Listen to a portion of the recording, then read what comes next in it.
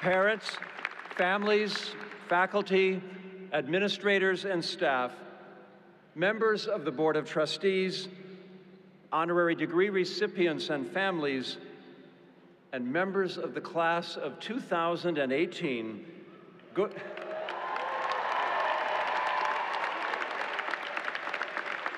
Good morning and welcome to the College of the Holy Cross's 172nd commencement ceremony. We will begin our ceremony with the singing of the national anthem and an invocation. I invite you to stand as you are able and join us in singing of the national anthem, which will be led by Ketty Jane Mushler. After the anthem, please remain standing as Mary Beth Kearns-Barrett, the director of the Office of College Chaplains, leads us in prayer.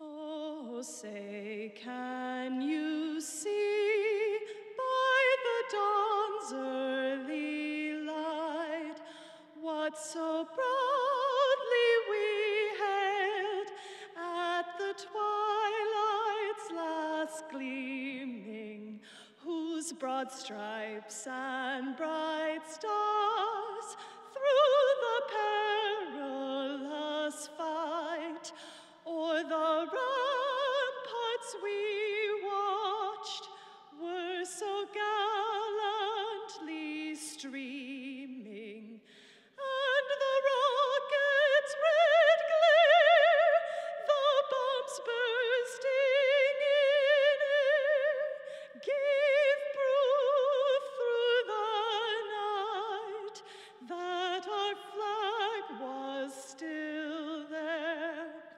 Oh, say, does that star-spangled banner yet wave o'er the land of the free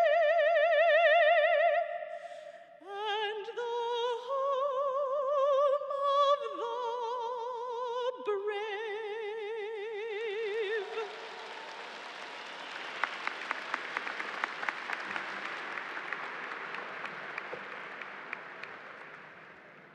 Let us pray. Creative and loving God, we gather today in gratitude for the abundant blessings of the past 4 years. We thank you for all those who've made this day possible for our graduating seniors, the parents and families who have worked and sacrificed, supported and believed, loved and delighted. The professors, mentors, and friends who have accompanied, challenged, and inspired. For the staff whose dedication makes this college the beautiful and nurturing place Holy Cross is. And for the wonderful body of scholars and dreamers whose works and ideas they have read, studied, and practiced. We recall our humble beginning, a small band of young men, a handful of Jesuit priests, Fenwick Hall, and a bold vision. We thank you, O God, for the way in which that vision has led us to a place where we can proclaim with love and pride that a liberal arts education at Holy Cross has at its heart the pursuit of knowledge and truth, faith and justice. And now, Lord, we pray for wisdom, now that our learning is well begun. We pray for insight, now that we have learned to be attentive.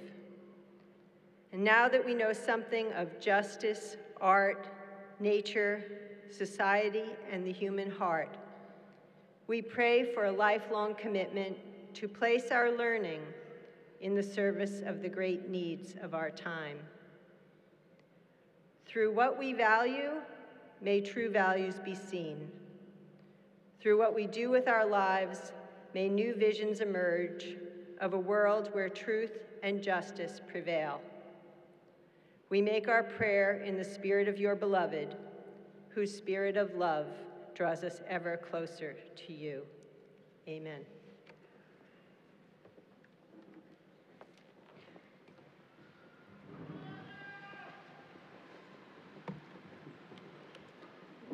Thank you, Mary Beth. I would now like to introduce Provost and Dean of the College, Dr. Margaret Friege, who will continue the tradition of reading the degree that our students will receive today.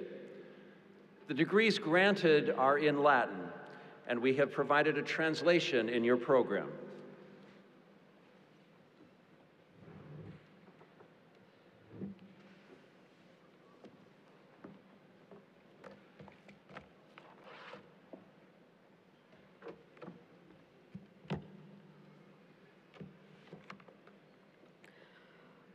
Quod bonum fastumque sit, et republicae literariae bene vertat, collegii sanctae crucis societatis Iesu vigornii, praeses et professores, has literas inspectoris salutem praestant, illud apud politiores gentes, veteri consuetudine invaluit, ut qui doctrinae laude praestant, post studiorum immensum curriculum, solemni judicio, ad certus honoris auahantur gradus, quod insigni decus, studiisque favendis adjumentum, ne huic nostro sanctae crucis societatis Iesu vigornii collegio deesset, sapiente republicae Massachusettensis concilio et auctoritate cautum est,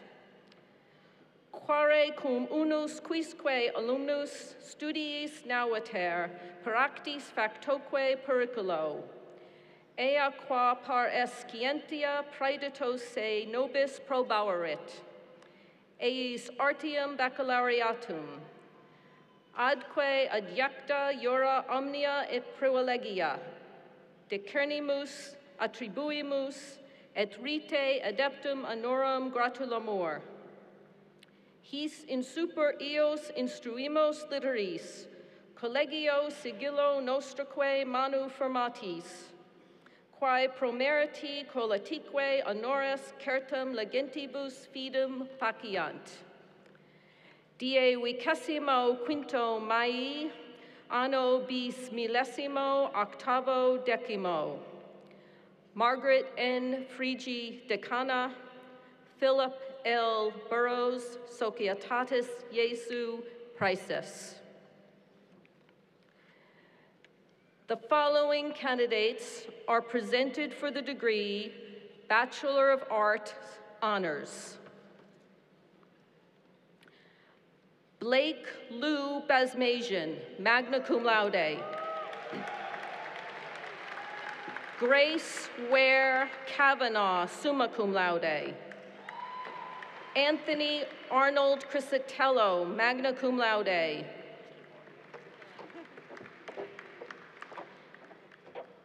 Michael Thomas DeSantis, summa cum laude.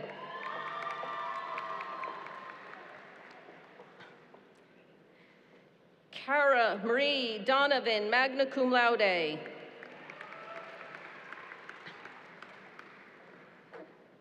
Lingbi Chun Fan, summa cum laude.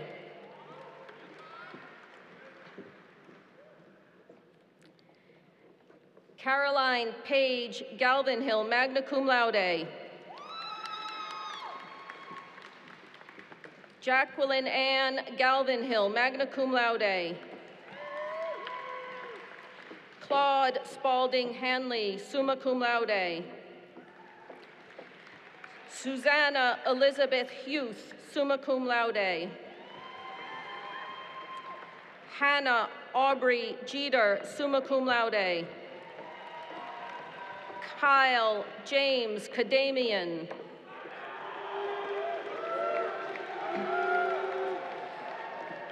Marie Therese Kane, magna cum laude. Austin Jerome Keefe, magna cum laude. Emma Maeve Cooper, magna cum laude. Robert Duffy Legary, Jr., summa cum laude. Caitlin Marie Lyons, magna cum laude. Joseph Matthew Matrano, summa cum laude. Sam Allen Michael Haw, magna cum laude. Colleen Emily Mulhern, cum laude. Patrick Liam Mulligan, magna cum laude. Daniel Menzies Seymour Murphy, cum laude. James Matthew O'Connor, magna cum laude. Peter Joseph Ogiani, summa cum laude. Kelly Rose O'Halloran, magna cum laude. Adriana Teresa Overton, cum laude. Corey J. Scannell, summa cum laude. Kevin James Schwartz, magna cum laude. Jessica A. Steitzel, cum laude. Erin Rose Sullivan, magna cum laude.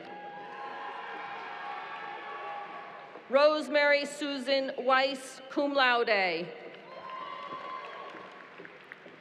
The following candidates are presented for the degree Bachelor of Arts. Samuel Kingsley Abuaji. Nicholas Michael Adams. Linda Adubafor Dufier. Erin Averill Ahern. John Daniel Albinson. Marielle Alejandra Aliman.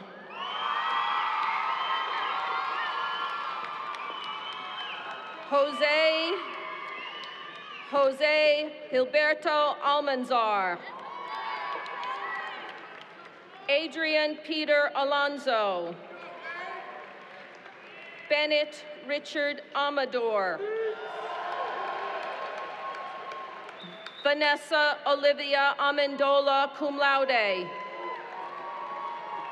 Gianna L. Anderson. Jasper Burgess Anderson, cum laude. Teresa A. G. Andrikis.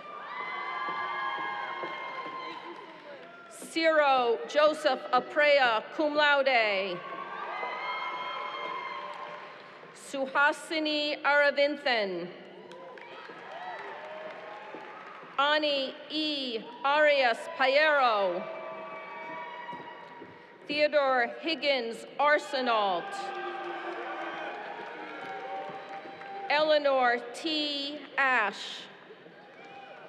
Bradley William Austin, cum laude. Alexandra Aviza. Mitchell Keating Axelson. Kurt Thomas Banky III. Ariel Anita Baker. Sarah Ann Baker. Jean Aline Barrero. Sarah Kearns Barrett, magna cum laude. Anna M. Barros. Austin Michael Barcelo, magna cum laude. Ryan Thomas Bathon, cum laude. Jessica Batista, cum laude. Jennifer Carey Bodwin. Katerina Oliva Espudo Beal, magna cum laude. Michael Andrew Beauchamp, cum laude. Chandler Miles Bolio, cum laude. Rebecca Elizabeth Bollier, cum laude. Joseph S. Belito, cum laude. Joseph Chance Benassi. Abigail Notwe Benjamin. Alexandria Evans Benoit. Lauren Rebecca Berard. Daniel Adrian Bernard. Paul David Barafato. Ajit Singh Buller. Richard Edward Belak Jr. Joseph Alexander Beerworth. Bradney Black. Katrina Black. Kiernan Patricia Black. Joseph Anthony Blondo Jr. Alexander Francis Bledsoe. Riley Christopher Bloom.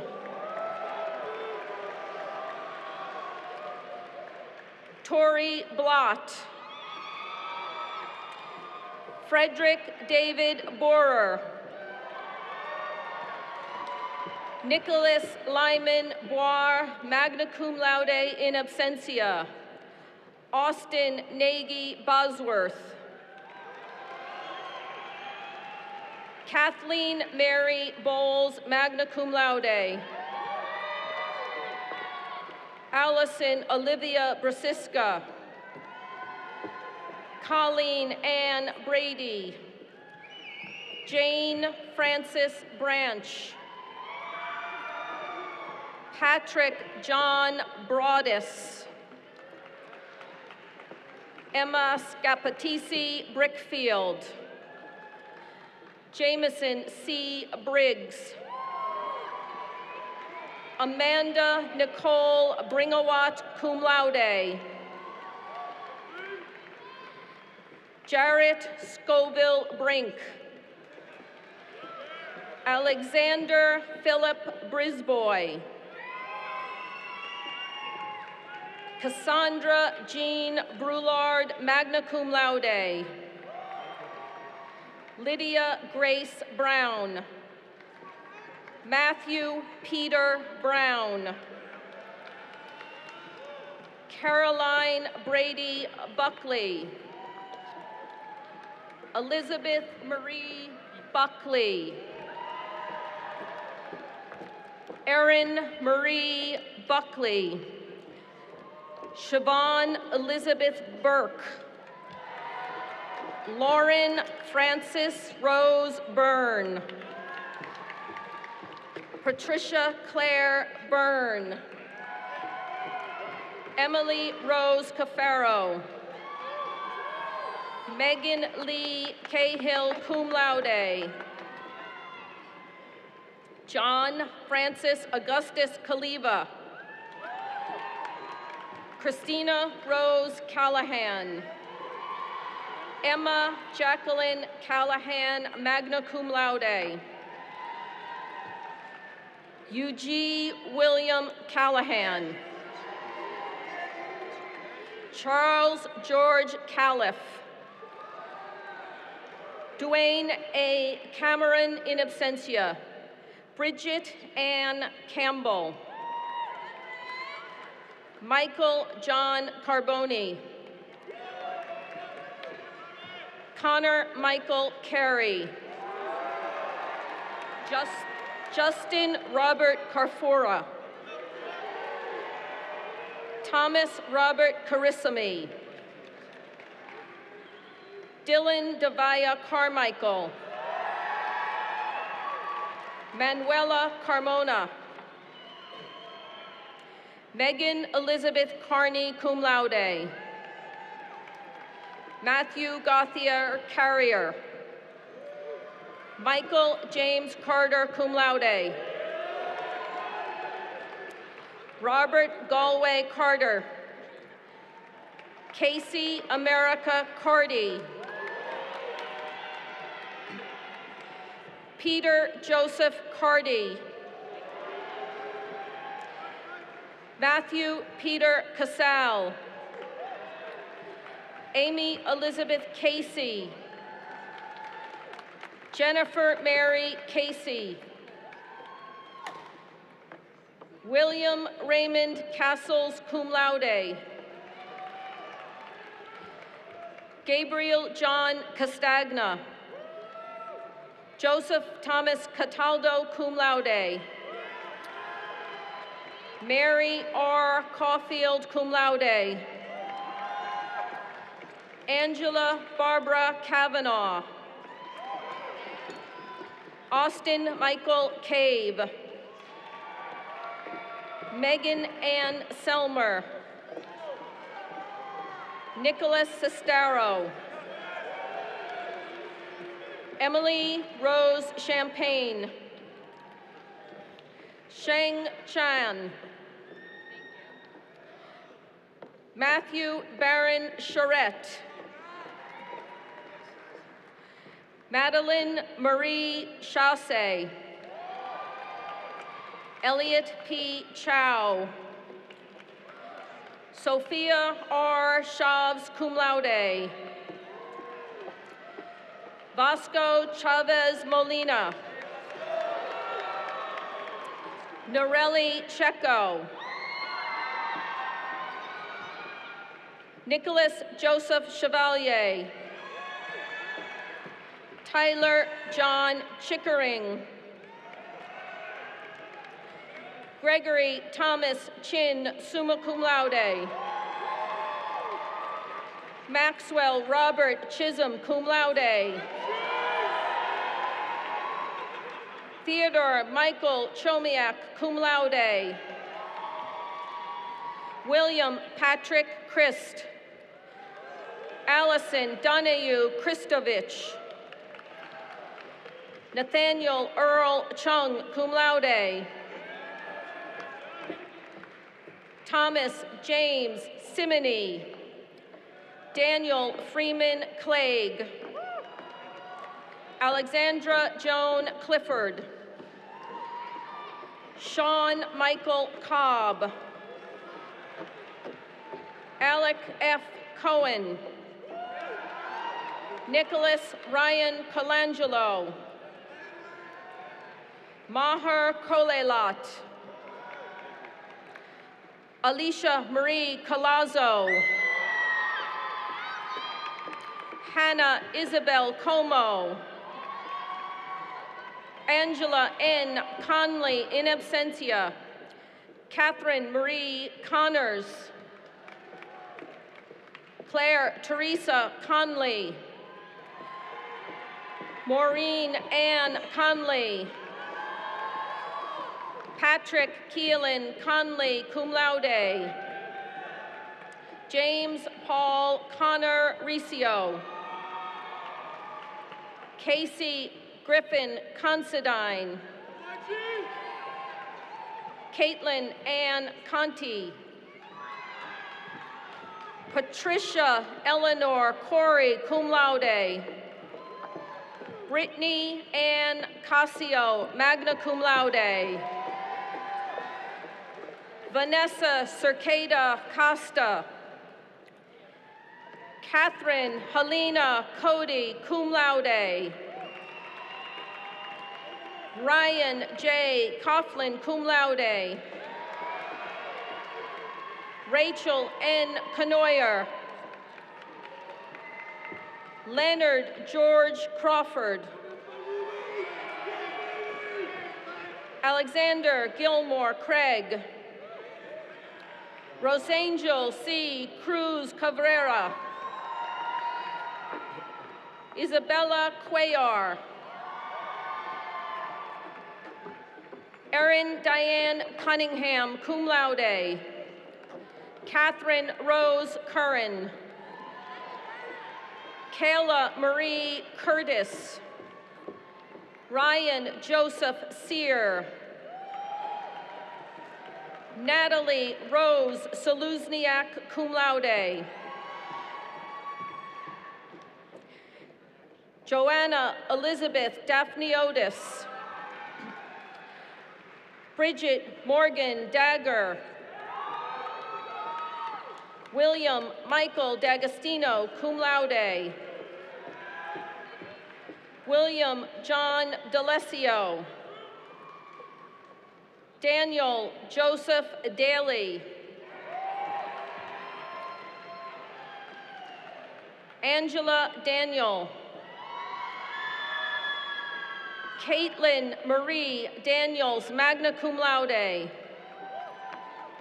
Catherine Mary Darcy.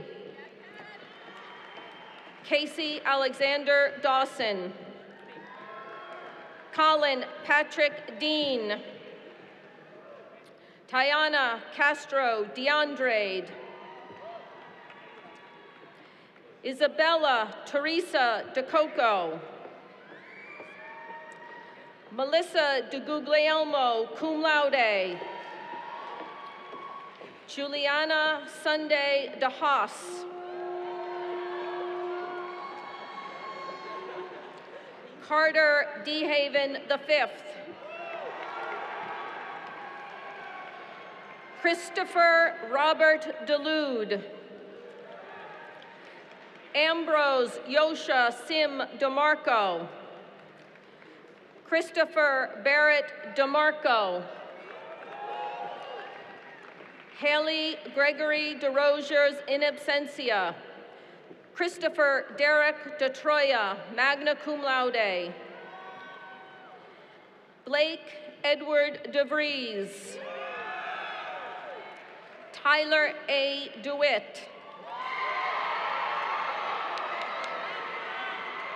Joshua Stephen DeYoung, magna cum laude. Megan Colleen Dieter, cum laude. Michael Paul DeFranzo. Camilla Dino. John Daniel Dion. Eric Lawrence Dixon II. Peter Xavier Dodge Jr. Catherine Elizabeth Doherty, summa cum laude.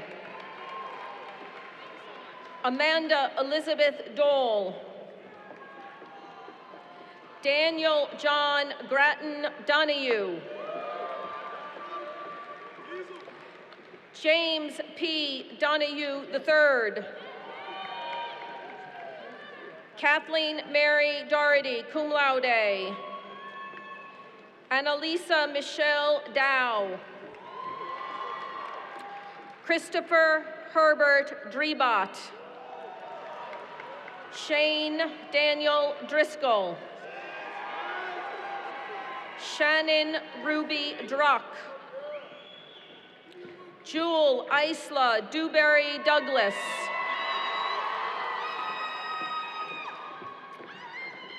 Bridget Claire Dufour. Deborah J. Duma, magna cum laude. James Atticus Dunn, magna cum laude. Connor Patrick Durkin. Patrick Lee S. Eberhard. Christian Edmond. Catherine Grace Elia. Luca Ottaviano Eloy, cum laude. Paul Joseph Endress. Peter James Engel. Caroline Paige Evans. Sean Thomas Fahey. Shu Yi Fang.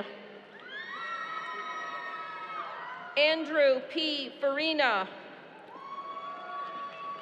Gordon James Farley, magna cum laude. Henry Michael Farron. Daniel Travers Faber, cum laude. Daniela Fazio, cum laude. Lawrence Thomas Fell III, cum laude. Siobhan Aileen Fennell, cum laude. Christopher Gallagher Fernandez, cum laude. Tyler Stewart Farrelito. Rachel Alexandra Ferrara, cum laude. Celeste Luisa Frey Rivera. Ryan Patrick Farrell, magna cum laude. Nathan M. Figueroa, magna cum laude. Craig Patrick Fishbach, cum laude. Matthew Joseph Fischetti. Benjamin Robert Fitzgerald. Matthew James Zaka Fitzgerald. Emily Joe Fitzpatrick. Isabel Catherine Fitzpatrick, magna cum laude. Caroline Grace Fleming, magna cum laude. Stephen Richard Fleury, cum laude. Lihia Cristina Flores. Allison Marie Ford. Stephanie Ann Ford. Mairead Julia Forrest. Jessica Marie Ferret, cum laude. James Richard Fournier III. Christopher Henry Fox. John David Fox. Alex Anthony Frasca. Leda Mercedes Frias. William Troth Friedman. Gabriel Gabro III. Brian Eric Gallagher. James Redmond Gallagher. Michael Edward Gallinar. Kaisin Gao, cum laude. Arele Alejandra Garcia. Esperanza Rose Garcia. Osiris Itzel Garcia. Nasli Pilar Gatas. William Richard Goudreau. Emily Elizabeth George. Gregory Joseph Giangiordano, cum laude. Lillian J. Janaglo. William Matthew W. Jufrida. Samantha Jean Geltema. Madeline Margaret Glynn. John Francis Godar, Jr. Christopher McComas Gessling. Amanda L. Gonzalez. Kelsey Jean Goostree. Elizabeth May Gorel. Brayson Stephen Grant, cum laude. Anthony Dominic Green. Megan Louise Gregory. Luke Patrick Grisa. Catherine Brennan Griffin. Melissa Ann Bryan, summa cum laude. Pedro Jr. Guarcas. Nicholas Mario Guaracino. Gabriel Philip Guild. Brian Joseph Gursky, magna cum laude. Hun Min Ha. Patrick William Halloran. Michael Lawrence Hanlon. Sierra Adelaide Hanna. Thomas Lawrence Harris. Maxine Gabriella Harney. Alexander Joseph Harper. Nicholas Blaney Harper. Mary Elizabeth Harris, cum laude. Yonetta LaShonda Harris. Andre Lamar Harton. Caitlin Janice Harty, summa cum laude. Amy Danielle Hasenauer. Ryan Christopher Hatfield. Erica Janelle Haverty. Bridget Kathleen Hayes. Eliza Claire Haynes, magna cum laude. Lauren Judith Hayward, summa cum laude. Ha Mong Young. Kate Lou Heenan, cum laude. Jamie Soraya Hernandez. Catherine Lakin Hershey. Kim Elizabeth Hickey. Alec Burton Hilton. Alana Caroline Hitcherick, magna cum laude. Luis Miguel Hodgins. Caroline Juliana Hoffman. Kathleen D. Holmberg. Aiden Hone. Kayla Hughes Haran, magna cum laude. Sean Patrick Horan. Colin Patrick Horrigan. May Elizabeth Haugo. Emily Elizabeth Howard. Liam Madison Howard. Abigail Marie Howland, cum laude. Yuen Hu, magna cum laude. Erica Danielle Hudson. Kyle E. Hughes, cum laude in absentia. Anna Donahoe Holtzman.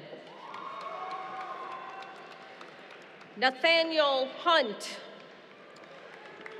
Daniel Joseph Hutchinson, cum laude. Jeffrey Ibarra. Udochukwu D. Obina Ihoma. Caroline Devon Inman. Jasenia Interiano. Julian Vargas Jackson. Victoria Ann Jackson. Christopher John Janton, cum laude. John Michael Joyce. Cassidy Ray Kalin. Thomas J. Kalanzakis, cum laude. John Kane.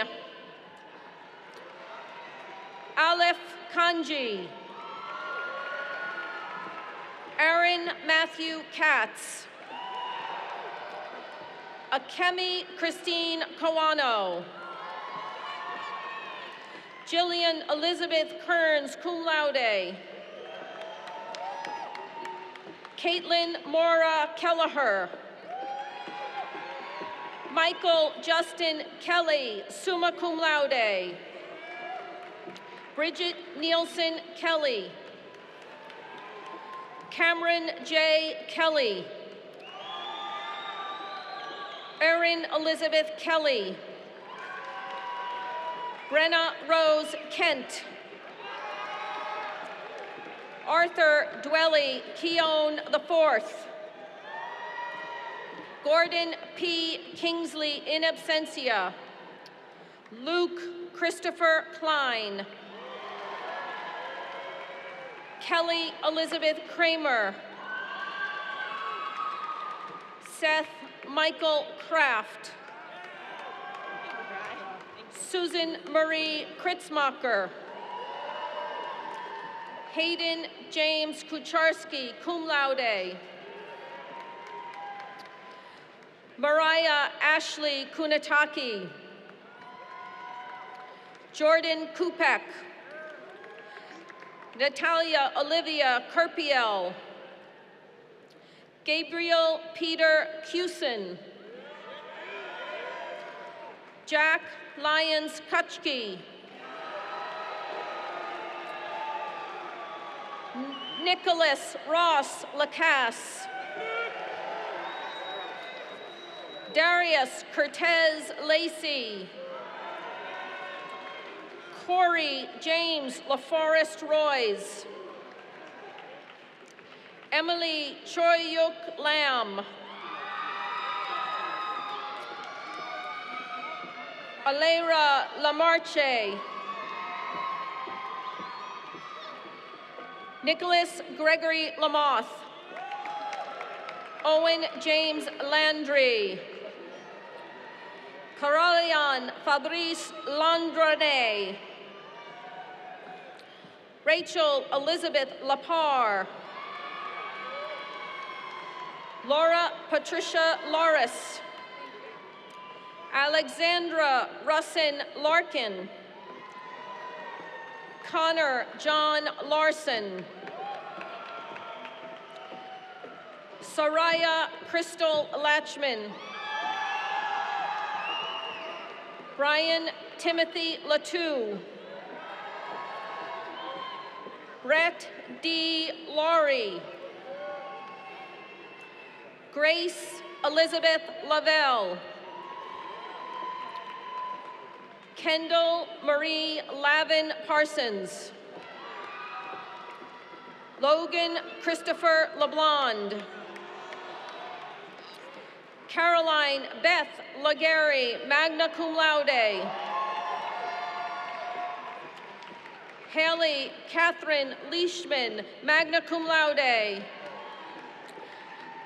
Joseph John Leone. Megan Rose Lewis. Matthew David Lebrandi. Henry Berg Lilly. Young Lin, cum laude. Megan Faye Lindahl. Emily Elizabeth Lissner. Juan Liu. Xiu Liu. Annalie Lizarraga Borsiaga, cum laude. Alexandra Zorit Lloyd. Benjamin Joseph Lodge. Campbell Elizabeth Lober, cum laude. Taylor Lee Lombard. Nathaniel Benjamin Lombardi. Elizabeth Ann Lombardo. Ryan Connor Long. Daniel Eugene Lopez. Laura Maria Lopez. Christina Page Lovett.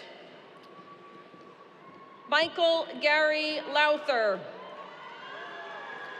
Lauren Marie Lyman. Kevin Patrick Lynch, cum laude. Tyler Christian MacDonald. Cassidy Elizabeth McIntyre, summa cum laude. Lance Dion Madden, Jr. Mary Catherine Magner. Victoria Eleanor Magnozzi. Jana Elizabeth Marr. Ryan Frederick Mann in absentia. Pu Xuan Mai. Sarah Elaine Malala, cum laude. Jonathan Richard Malish.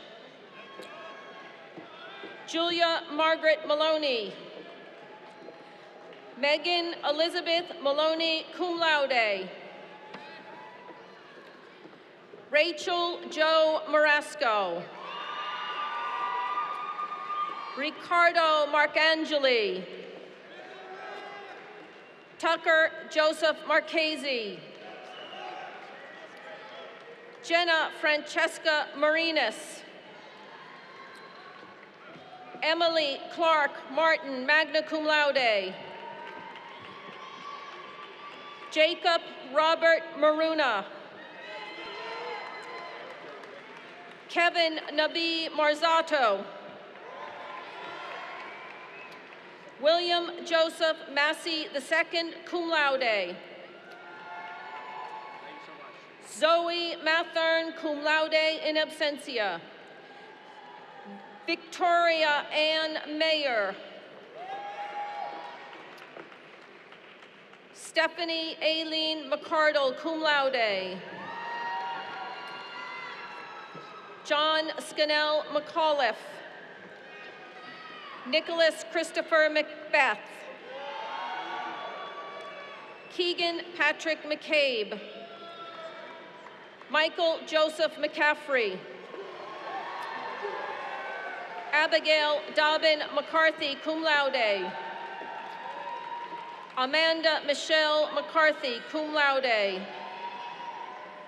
Nicole Paquette McDonald in absentia. Aiden Riley McDonald. Lauren Elena McElroy.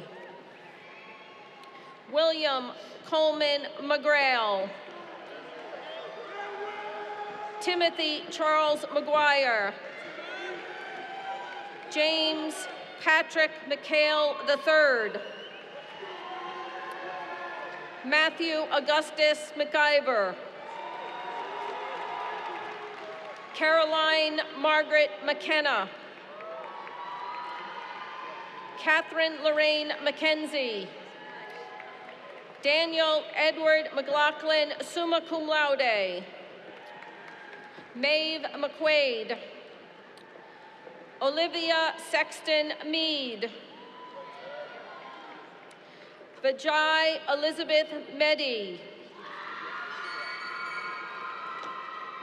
Amanda Mendez. Erica Susana Mendoza. Olivia Ann Merritt. Austin Miller. Kyle Jacob Miller. Patrick James Miller, magna cum laude. Matthew McGrath Millett. David Kenneth Mew. Daniel D. Malloy in absentia. Paulika Mon. Anne Marie Mondi.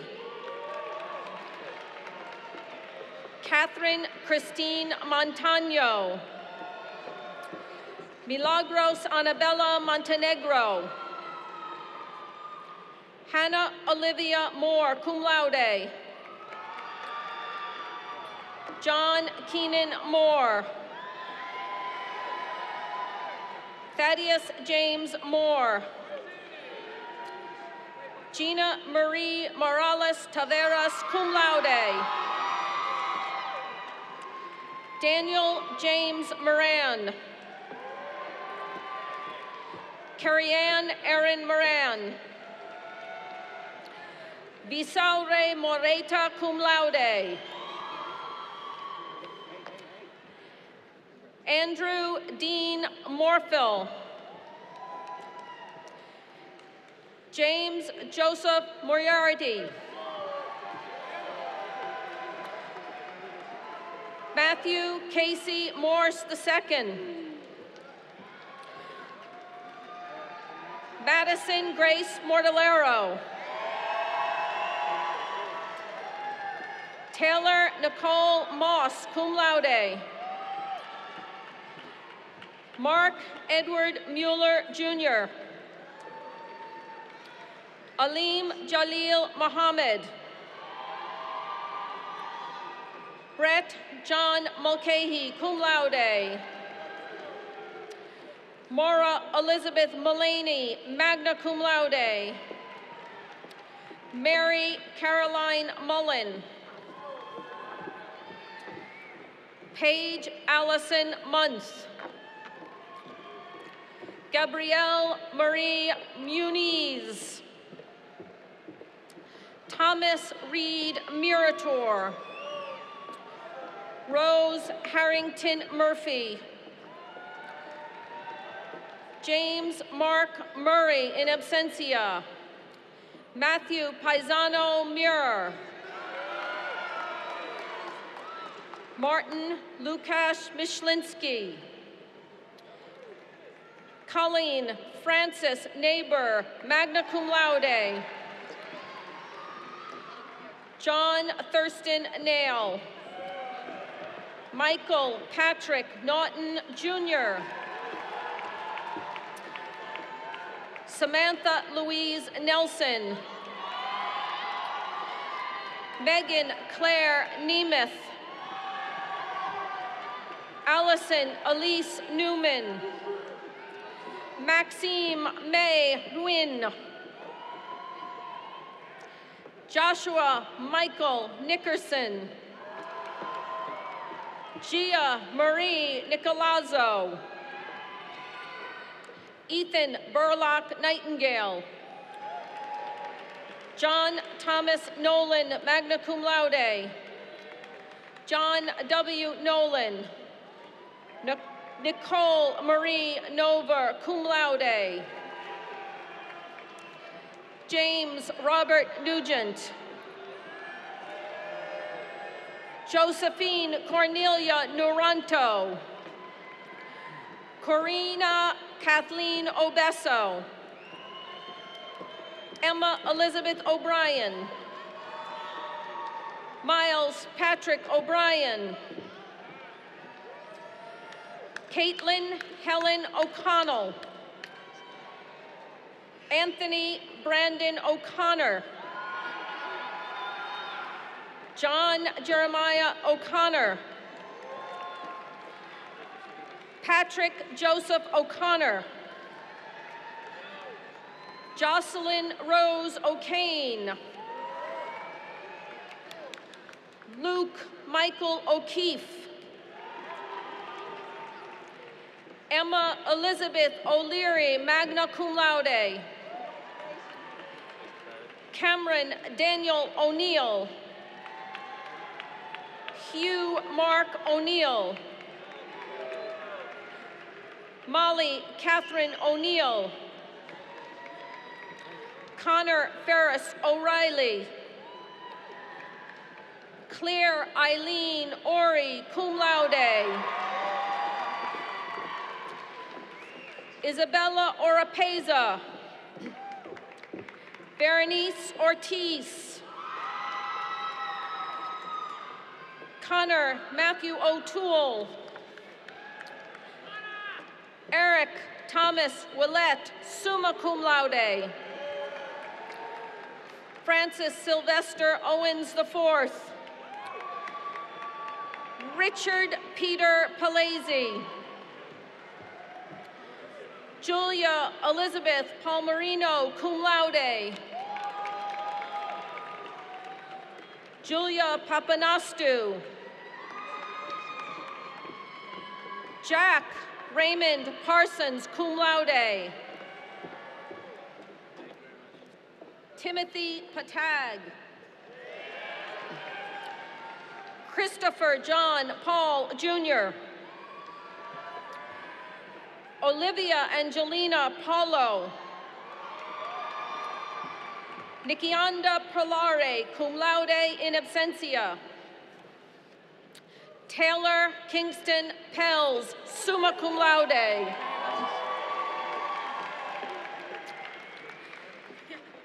Elaine Altagracia Peña. Iran Pong. Jacob John Pereira, magna cum laude. Jacqueline Eugenie Perkins, cum laude. Mary Claire Perrin. Henry Michael Peterson.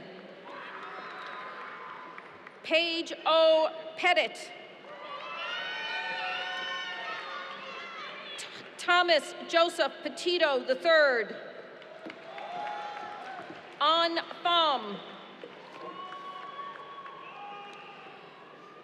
Catherine Ellen Thielen. Moira Ellen Pieri. Nicholas Jonathan Piker. Siobhan Elizabeth Plummer. Palaxeni Pojani, cum laude. Jacob Daniel Policano.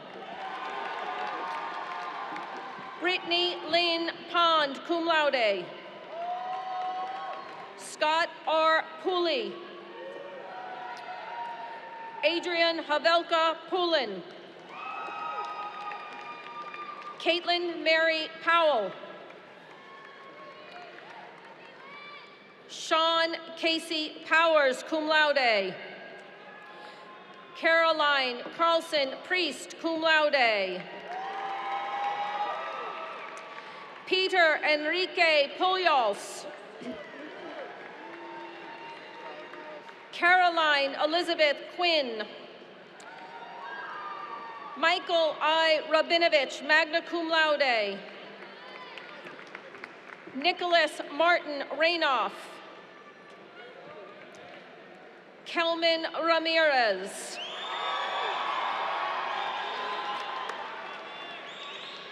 Christian Kieran Ramsumer, cum laude. Stephanie Marie Raymond, magna cum laude. Victoria Racinos, cum laude. Margot Olivia Sealand Reed, cum laude. Sophia Regalado. Christopher Slattery Ream. Daniel Anthony Reed, cum laude. Deirdre Ann Reedy, magna cum laude.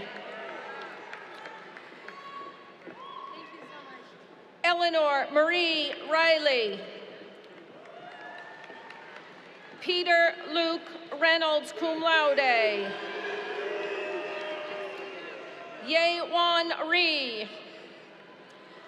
Liam August Ryle. Brittany Lee Richard. Melanin Rivas.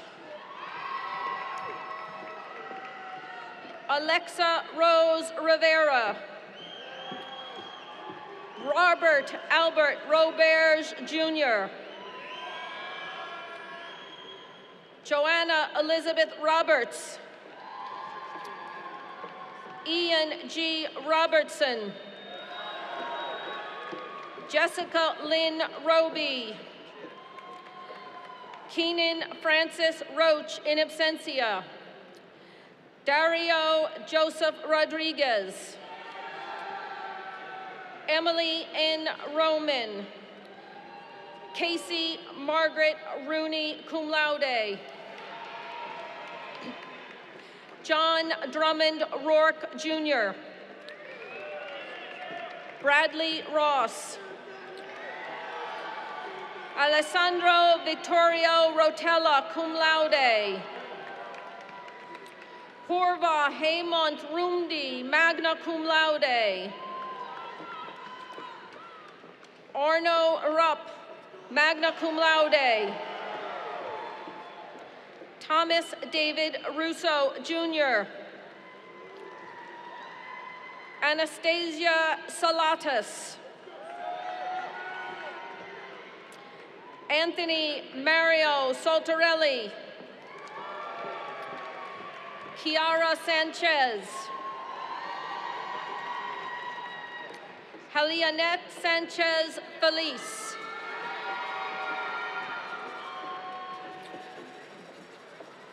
Brian Joseph San Giacomo. Tyler Brett Sanjagrin. Catherine Lynn Santinello, cum laude. Toshana Santos. Jose Lorenzo Pabalan Saplala. Benjamin Charles Sardinia. Christopher James Sarney. John Griffin Sati. Jonathan H. Salmon. Dimitri Savidis, summa cum laude. John Anthony Sparborough. Emma Catherine Scally, summa cum laude. Margaret Harako Scanlon. Robert Mariano Scarpetti III. Matthew James Scarth. Zoe Jacqueline Schefter, magna cum laude. Amy Elizabeth Schlegel. Kathleen Bridget Schlegel, magna cum laude. Peter John Schwam, Jr. Jennifer Lynn Sherino.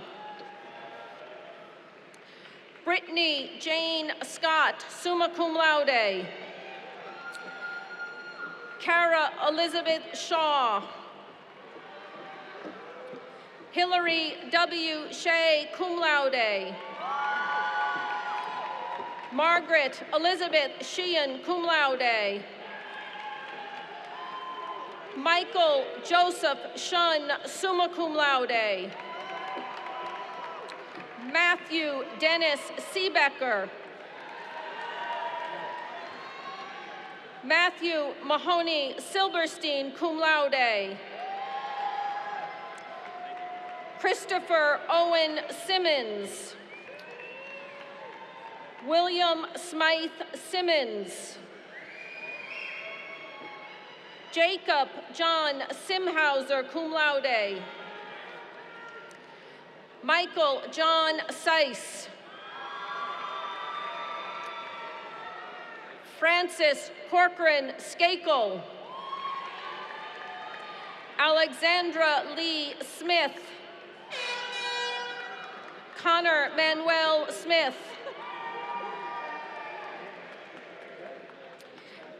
David Matthew Dubois Smith.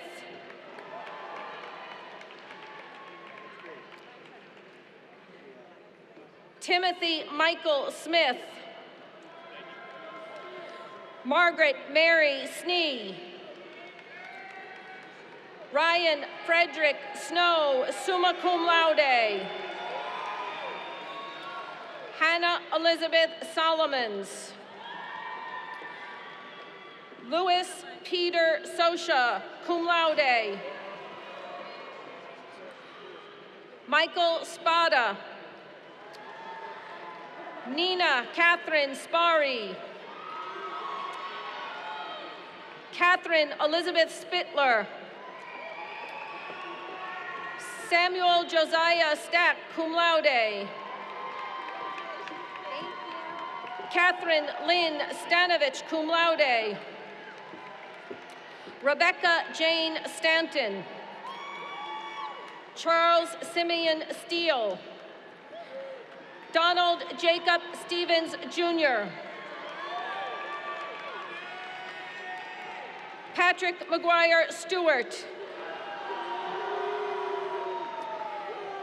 Zachary Hastings St. Pierre, summa cum laude. Chase Howard Stratton. Anne Elcock Sullivan, cum laude. Emily Jean Sullivan. Lindsay Ann Sullivan. Allison Brianna Sweeney, summa cum laude. Maeve Catherine Sweeney. Jennifer Hurley Samula. Anna Noriko Tangi. Alexander Paul Tanzi. Catherine Ann Tarantino, summa cum laude. Autumn Array Taylor Kelly. Angela Thatch. Danny Thatch, in absentia. Gloriana Athena Theothoraci. Erica Richard Thode. Evan Samuel Thomas. Infinity Monet Thomas Wahid. Nicole Stephanie Tocatli. Georgina Stevenson Tompkins. Catherine Joan Tormey, cum laude. Christopher Torres, in absentia. Odette Torres Baez. Viet Huai Tron. Caitlin Keys Trainer. Connie Trung. Catherine Mary Trimbulac, cum laude. Shannon Gauderetto Tucker. Claire Elizabeth Turner. Ahmad Rasul Tyler. Martina Chistere Omuna, magna cum laude. Mark Anthony Vanderplug. Lawrence Vangeli, magna cum laude. Emma Eliza Vasquez, cum laude. Michael Vincent Veery. Hallie Walden Ventling, cum laude. Nicholas Michael Vermette. Lorenzo Vicente. Reina D.R. Victoria Calixto, cum laude. Megan Renee Vieira, cum laude. Cara Emiko Violet. Victoria Vicky Vu. Emil Daniel Vukovic III, magna cum laude. Carolyn Marie Waite, cum laude. DeQuan Walker. Katie Lee Ann Walker. Kristen M. Walker, cum laude. Alan David Waller, magna cum laude. Wang Xuing Shang. Michael Tormey Ward. Jeffrey Adam Warden, cum laude. Emma Catherine Xinfang Warren. Madison Margaret Warwick. Catherine Kent Watson. Todd Stephen Watson Jr. William Dalton Weir. Andrew J. Wells, cum laude. Eve Elizabeth Wenger, cum laude. Taylor Lee West. Maeve Elizabeth Westover. Alexandra Bryn Wyrock. Matthew Joseph Whalen Jr. Luke Patrick Whalen. Alyssa Victoria White. Killian Bede White. Nicole Christine Viebrocht.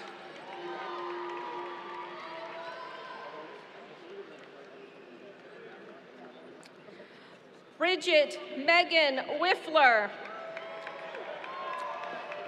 Morgan Marie Wilderman, cum laude. John Morgan Williams IV. Danielle Breyer Wilson, magna cum laude. Demetrius E. Wilson. Gregory Joseph Wood, magna cum laude. Ryan Christopher Wood, cum laude. Carney G. Worthington. Jacob Thomas Runsky, cum laude. Fan Wu. Meng Chi Wu. Xu Anan in absentia. Tanusha Yarlagada, cum laude. Jiha Ha Yi, magna cum laude in absentia. Grace Elizabeth Yinger. Samantha Devon Young. Savannah Lynn Young, cum laude. Michelle Yu, summa cum laude. Shayan Zahir.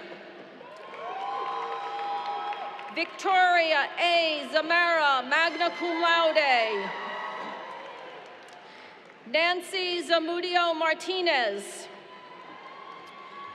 Eden Joy Zavras.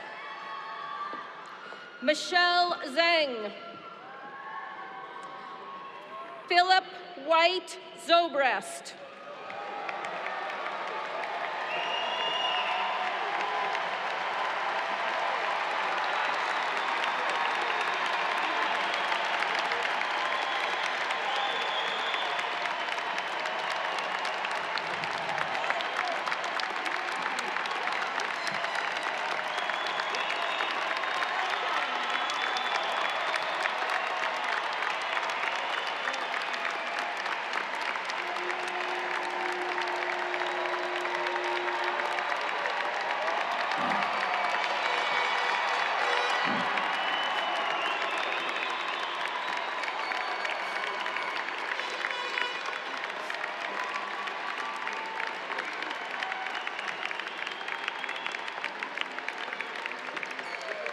Members of the class of 2018, Remember this moment.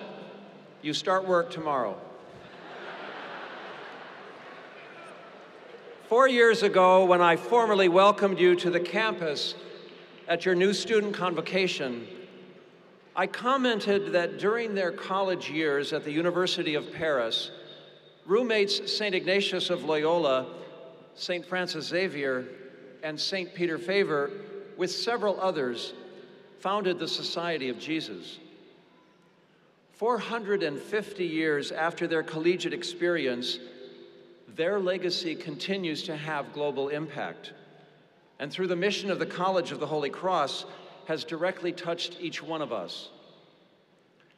I ended my remarks to you that afternoon by saying this: as I look at you, the Holy Cross class of 2018, I wonder what experiences you will share, what ideas will capture your minds, what deep desires will move your hearts, what human needs will inspire your generosity, and what life-transforming projects you will devise to serve the common good. These undergraduate years have the power to set the direction for your entire life. Enjoy them. Well, now, 4 years later, I hope you have enjoyed your time on Mount St. James. And while I suspect that for many of you, it is still too early to discern with precision your life's direction, I hope that you are taking the next steps in your life journey with confidence. Clearly, the intellectual life you pursued here has given you a wide range of new questions and interests, which are leading many of you to graduate school.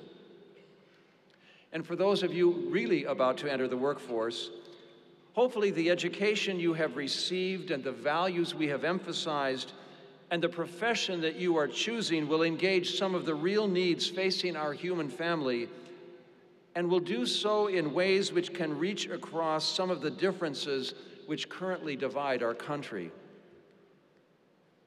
And as people of faith and responsible citizens, the commitment to service, which such an important part of your Holy Cross experience, is motivating many of you to find new ways of responding to our world's needs through the Jesuit Volunteer Corps, Teach for America, the Peace Corps, City Year. And for all the members of the class of 2018, I hope that your immersion experiences, study abroad, Maymester trips, alternate spring break, and other international and domestic cross-cultural experiences have stirred in you a lifelong desire to learn more about different cultures, ways of living, political and social needs, and religious similarities and differences. If the College of the Holy Cross has been at least moderately successful in our attempts to create an inclusive and welcoming community on Mount St. James, then we can expect that in the years ahead, you will become increasingly sensitive, understanding, and open to those who see our world with a distinctive lens or are differently gifted, and that you will work for social justice when their rights are denied. Finally, in all the experiences where you have had to learn truths the hard way, have been challenged and struggled, have failed and rebounded, or have had to wait as the slow process of inspiration and insight unfolded, I hope that you have been graced with patience and humility and compassion, characteristics so badly needed in our contemporary society. And I hope, too, that the college's commitment to spiritual growth, religious development, and our human need for greater silence and prayer and thoughtful decision-making will continue to mark your lives. And for those of you sitting here who are still discerning your next steps, be open to new experiences, and don't be afraid to take some risks. Your first job doesn't have to be your life's career, but it can simply be your best attempt to get your foot in the door and to build experiences and a resume on which you will base further decisions. You know, I don't know many professionals, myself included, who haven't had to sort through periods of uncertainty more than once in our careers. And these experiences, too, have a lot to teach us about creativity and resiliency. Graduates, having just received your diplomas, your 4 years as students at the College of the Holy Cross have now come to an end. I want you to know that all of us who have committed ourselves to your education and formation have come to see ourselves and our world with new insight because of what you have given to us. We are proud of your accomplishments. We are in awe of your talent and generosity, and we are graced in your friendship. To your parents and to your families, and to our alums and donors who have made this educational experience possible for you, we will be forever grateful. And as you now enter the renowned community of alumni who so enthusiastically support the college and each other, we look forward to sharing with you the work of promoting and advancing this educational community in the years ahead. And finally, for all who have prepared this ceremony, and for our speakers and honorary degree recipients whom we are about to recognize, we are truly blessed. Thank you.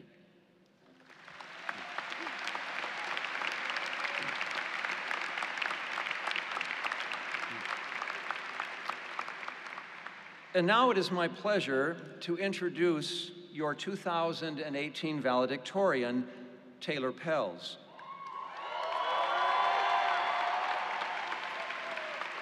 From Chattanooga, Tennessee, Taylor is a chemistry major in the Health Professions Advising Program, a member of Phi Beta Kappa and Alpha Sigma Nu, the Jesuit Honor Society, and a Sheehan Scholar. Taylor has been very involved in Big Brothers Big Sisters program of Central Massachusetts, where she mentored a young girl in the Worcester community. And for the past 2 years, Taylor has been a member of Professor Brian Litton's organic chemistry lab. Last summer, she participated in toxicology research at the University of Virginia School of Medicine. She has served on the planning committees for the Holy Cross Dance Marathon, benefiting the Elizabeth Glaser Pediatric AIDS Foundation, and Holy Cross's second annual Women in Science Day, a conference celebrating the involvement of young female students in science. She was both a peer assistant learning tutor and a STEM plus E tutor, and she has worked as a teaching assistant in the introductory chemistry labs. And in her spare time, Taylor served as a fall orientation leader and as a member of the Holy Cross cheerleading team.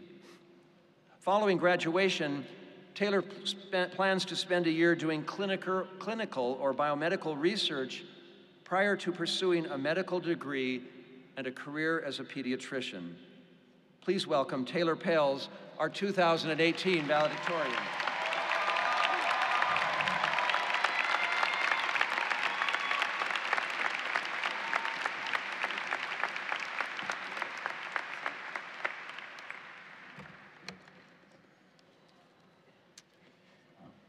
Ms. Norris, President Burrows, Provost Frigi, Dean Sobrero, members of the Board of Trustees, honored guests, faculty and staff, parents, relatives and friends, fellow members of the class of 2018.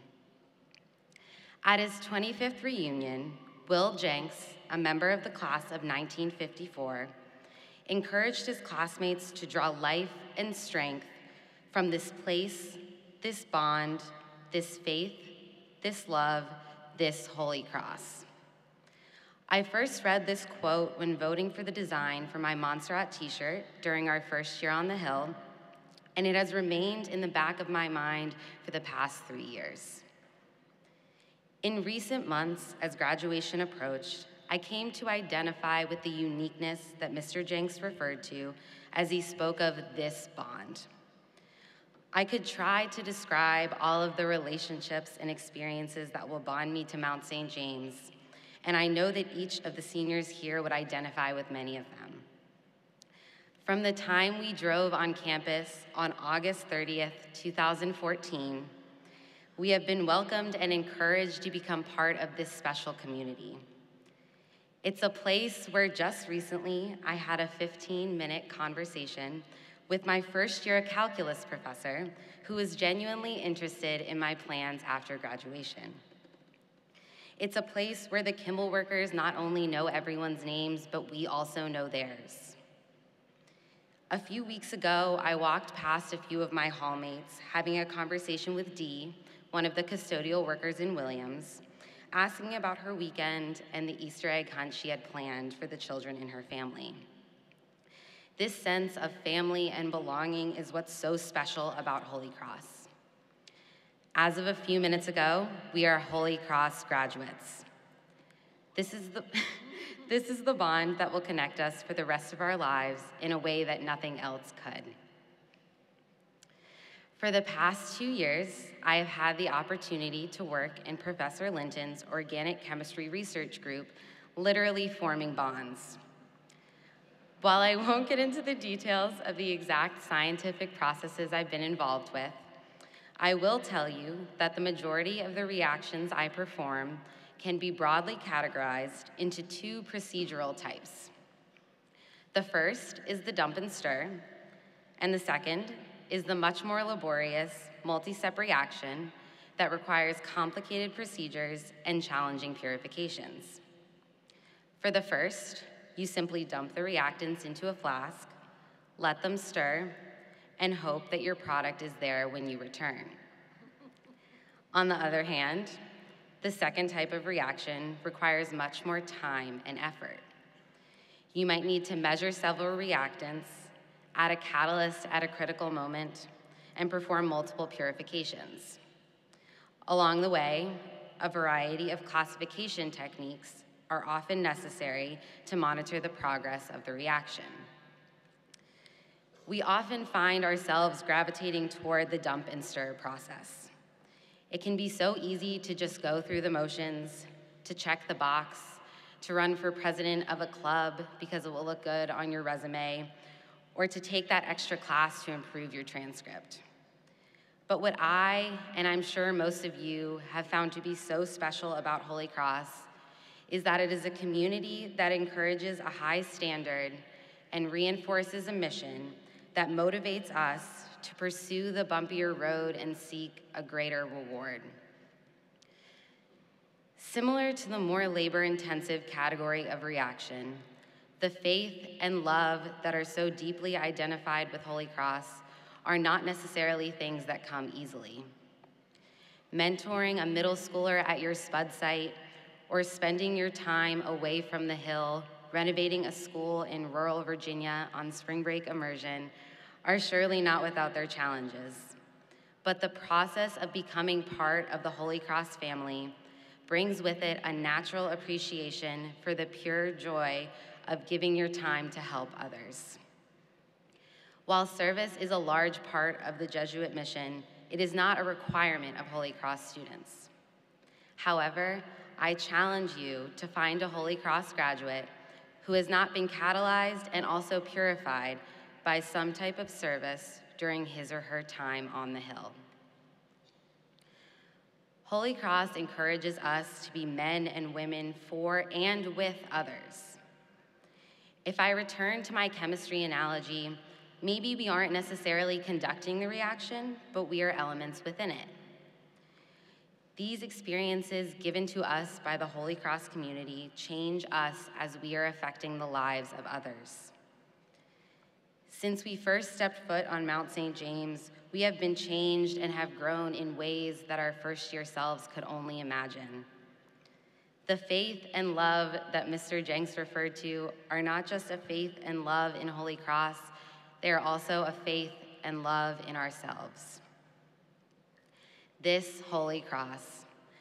I have spent the most time reflecting on these 3 words. Sunday morning Kimball omelets, late nights in the science library during study period, the spring concert on freshman field, hours in Cool Beans laughing with friends and roommates, and Campion cookies. Beyond these traditions, the Holy Cross experience has a unique personal significance to all of us, but whatever different things we take away from our time on the Hill, we could not have picked a better place in which to find ourselves, to refine our skills, or pursue our life's goals. It is not an easy time to figure out our place in the world. We are a generation that will feel heavily the burden of forging positive change. Rather than simply going forward and seeking professional success, we will need the strength to rely on and defend the virtues instilled in us on the Hill, and to undertake a ceaseless effort to make positive change in a contentious society. The Jesuit mission of compassion, service, and justice-seeking infuses every aspect of Holy Cross. These Jesuit commitments have shaped us as students and provide a vital and unerring foundation that will support our efforts to encourage tolerance and act with patience.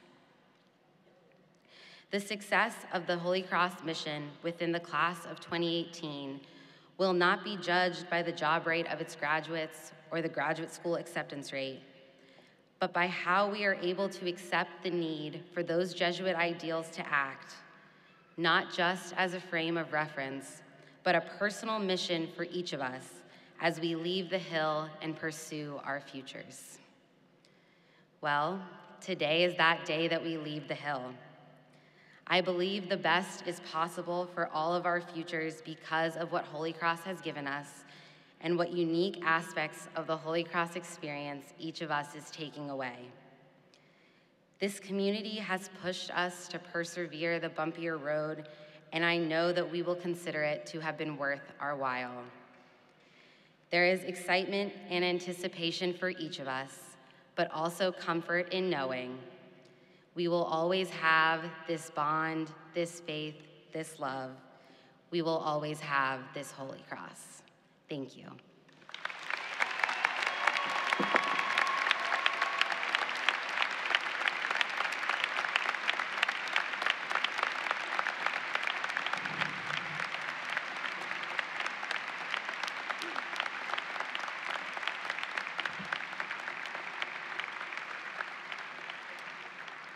Thank you, Taylor.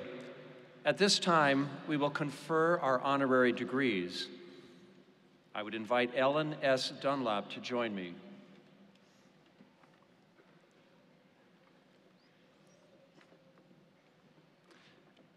Fierce protector of the past, intrepid pioneer in the digital humanities, book-loving librarian at heart, and forward-thinking leader in practice. Ellen Dunlap, for nearly 3 decades, you have led America's premier national history library with a grand-scale vision.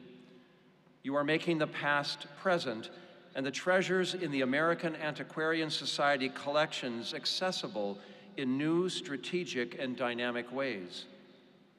Under your leadership, the Society was awarded a prestigious National Humanities Medal in 2013 for ongoing heroic efforts to safeguard the American story and engage the public with history.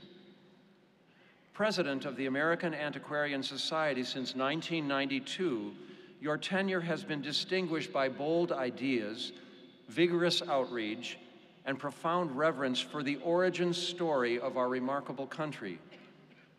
You have invested your passion for the printed word, love of order, and tremendous energy and expertise in the Society's core mission to collect, protect, and make available everything printed in America before 1877.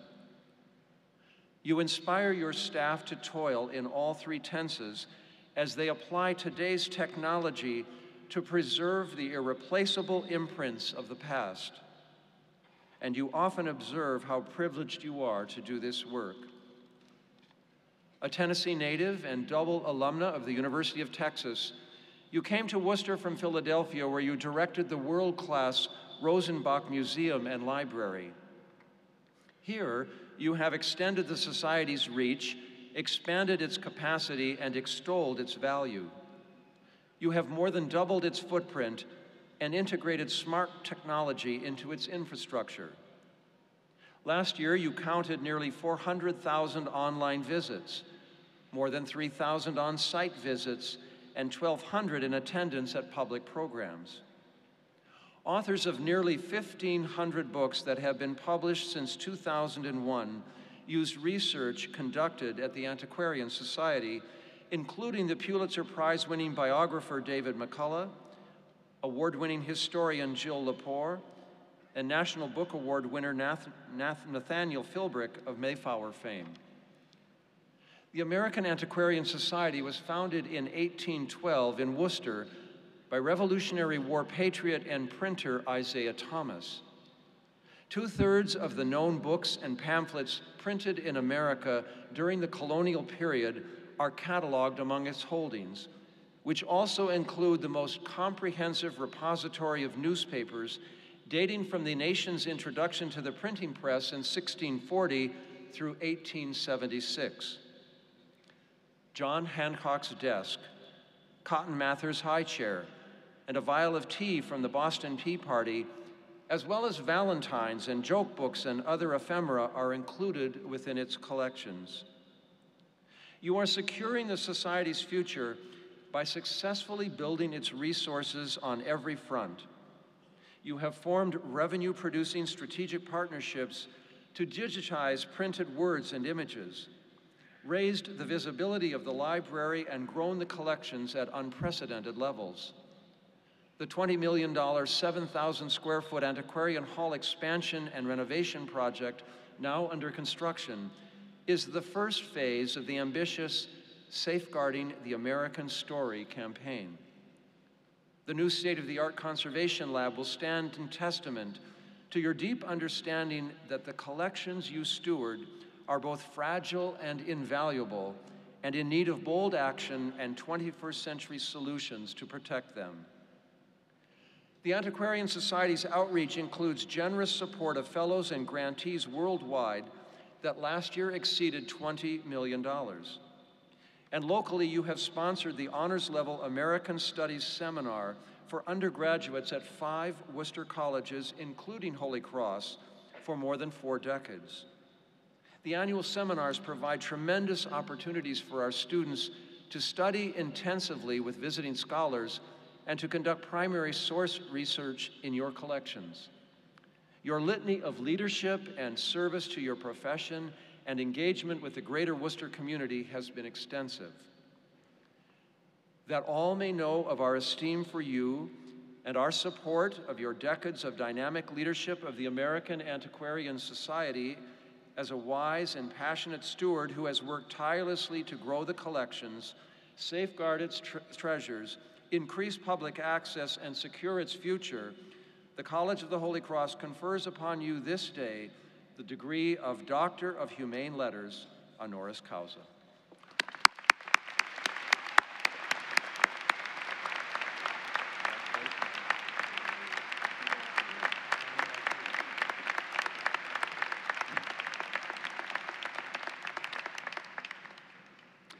I now invite Dr. David Patrick Ryan, class of 1988, to please come forward. Unrelenting warrior in the war against cancer, powerful advocate for patient-centered care, exemplary son of Holy Cross. David Ryan, you are a renowned medical oncologist who has been fully engaged for 2 decades lifting the burden of human illness. You have been a towering presence in the research and treatment of gastrointestinal cancers. Your tireless efforts to seek more than cures have changed the way cancer patients are treated. Caring for the whole person has been the cornerstone of your career. As Chief of Hematology and Oncology at Massachusetts General Hospital since 2012, you specialize in treating gastrointestinal cancers of the stomach, pancreas, and colon. You are the clinical director of the Mass General Cancer Center and professor at Harvard Medical School. Your clinical research is focused on the design and implementation of phases 1 and 2 trials in gastrointestinal malignancies. You shoulder a tremendously demanding workload that can be, by day, uplifting, confounding, or terribly sad. A compassionate and skilled physician, you have hope for your patients, but not necessarily for a cure.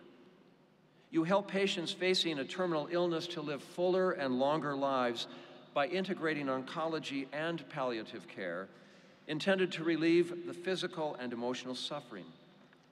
You do everything in your power to extend a high quality of life for as long as possible.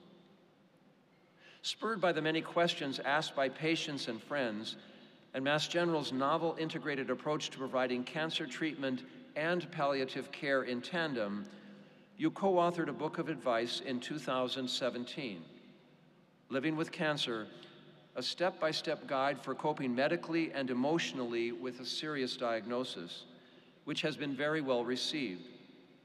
One reviewer wrote, "This essential guide serves as a medical GPS." You attribute your success in medicine in large part to your Holy Cross education, the rigorous curriculum, diverse liberal arts offerings, and Jesuit mission helped to form you into the doctor that you are today. Your father, a great fan of the Jesuits, asked you to choose your college from among 4 Jesuit schools. And fortunately, you made the right decision and followed your older siblings, John and Sheila, up Linden Lane. Your love of reading and facility with the sciences led you to major in English while taking the science courses you would need for medical school. You left the Hill with a degree in English and a classmate you call the miracle of your life, your wife, Carol Markey.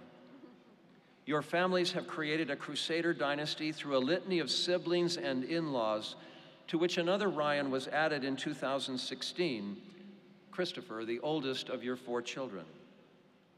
You earned your medical degree from Columbia College of Physicians and Surgeons in 1992.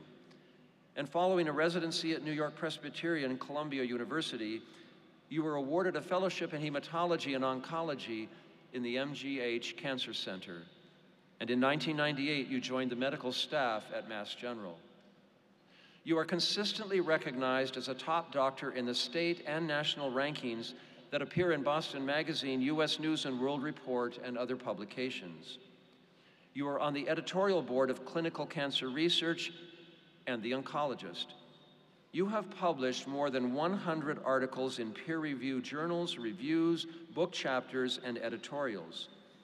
And your leadership and service include clinical task forces for the National Cancer Institute and the National Comprehensive Cancer Center Network.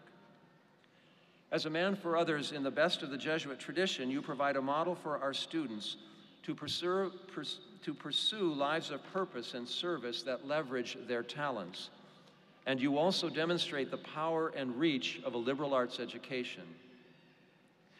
That all may know of our esteem for you and our support for the vital work you do as a compassionate healer, brilliant researcher, and source of honesty and hope for patients in desperate need, the College of the Holy Cross confers upon you this day the degree of Doctor of Science, honoris causa.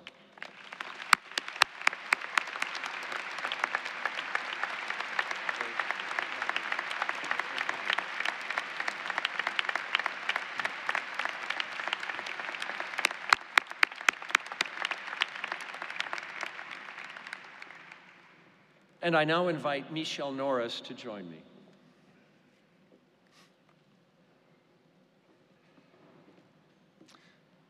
Award-winning journalist, forceful voice for honest expression in the nation's conversation on race, true believer in the power of quiet activism, gifted and insightful author. Michelle Norris, you are an extraordinary communicator who embraces journalism at its core, that is, telling stories with a purpose, stories that will engage the reader, listener, or viewer with a call to action. You have focused on issues that need attention: poverty, children at risk, and the nation's drug problems. You initiate and animate vital conversations at the intersection of race, identity, difference, and understanding. You kick-started your career in print with a journalism degree from the University of Minnesota in your hometown of Minneapolis. In the early 1990s, you wrote for the Washington Post, the Chicago Tribune, and the Los Angeles Times. You joined ABC News in Washington for a decade.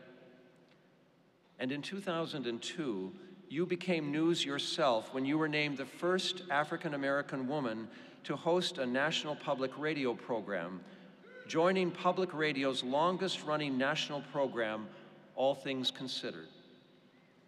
Your captivating voice, lively intellect, and mastery of the art of the interview was evident in the substantive and confident exchanges that you conducted with world leaders, Nobel laureates, and experts of all stripes. You became an acclaimed author with the publication of your first book, The Grace of Silence, a Family Memoir. Your original intention was to tell stories in the words of several families, until your personal research made you realize how little you knew about your own. You crafted the secrets you uncovered into a personal reflection on your extended family's complex racial legacy and experience of living in Jim Crow America. In 2012, you stepped down from your NPR hosting duties and political coverage when your husband, Broderick Johnson, class of '78, an attorney and loyal son of Holy Cross, joined President Obama's re-election campaign. The change in your career plans provided a gift of time to focus on developing what would become the Race Card Project, in which you challenged listeners to document their observations and experiences about race and identity in a 6-word sentence. You have received more than 200,000 submissions from 50 states and 90 nations, creating an invaluable archive of people's true feelings and lived experiences and spurring a worldwide conversation. Your audience spans generations. With a focus on your youngest listeners, you developed the Backseat Book Club, an interactive series on NPR that engages young people in literature. And your vision and creativity in instilling a love of reading in children was honored with the 2013 Impact Award by Every Child a Reader and the Children's Book Council. You left NPR in 2015 for the Aspen Institute's The Bridge, now home of the Race Card Project. As executive director, you have leveraged your national visibility, masterful interviewing skills, and natural ability to connect with others to bring new voices into the nation's conversation on race. Your article in the recent National Geographic special issue on race confirms your presence as essential to the nation's complex and crucial dialogue. Your trusted voice and dedication to exploring all perspectives is an inspiration to our graduates and a challenge to engage in conversations, intentional and honest, about race, identity, and difference. Your work has been widely recognized. In addition to a Peabody Award in 2013 for the Race Card Project, you earned both an Emmy and a Peabody Award for your role in ABC News coverage of the 9/11 terrorist attacks. You were named 2009 Journalist of the Year by the National Association of Black Journalists. In 2017, you received the inaugural Gwen Ifill Award from the International Women's Media Foundation. And the award carries forward the inspiring legacy of your great friend, the late Gwen Ifill, who, like you, was a wise mentor and generous supporter of women in journalism. That all may know of our great esteem for you and our strong support for your tireless efforts on behalf of understanding, connectivity, and inclusion through honest dialogue about race and identity, the College of the Holy Cross confers on you this day the degree of Doctor of Journalism, honoris causa.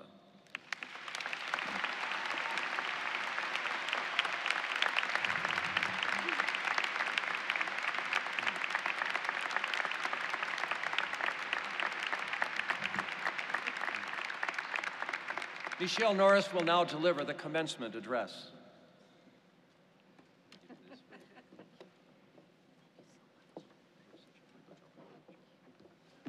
Oops. I'm going to push this in because I don't think I need it. Hello, everyone. Thank you so much. Father Burrows, thank you so much for those lovely words. It is such an honor to receive an honorary degree alongside Ellen and David. Thank you for allowing me to share this day. Father Burrows, thank you so very much, and good day to the leadership team, the trustees, the faculty, the families, distinguished guests, and especially, most especially, the graduates. Congratulations to you.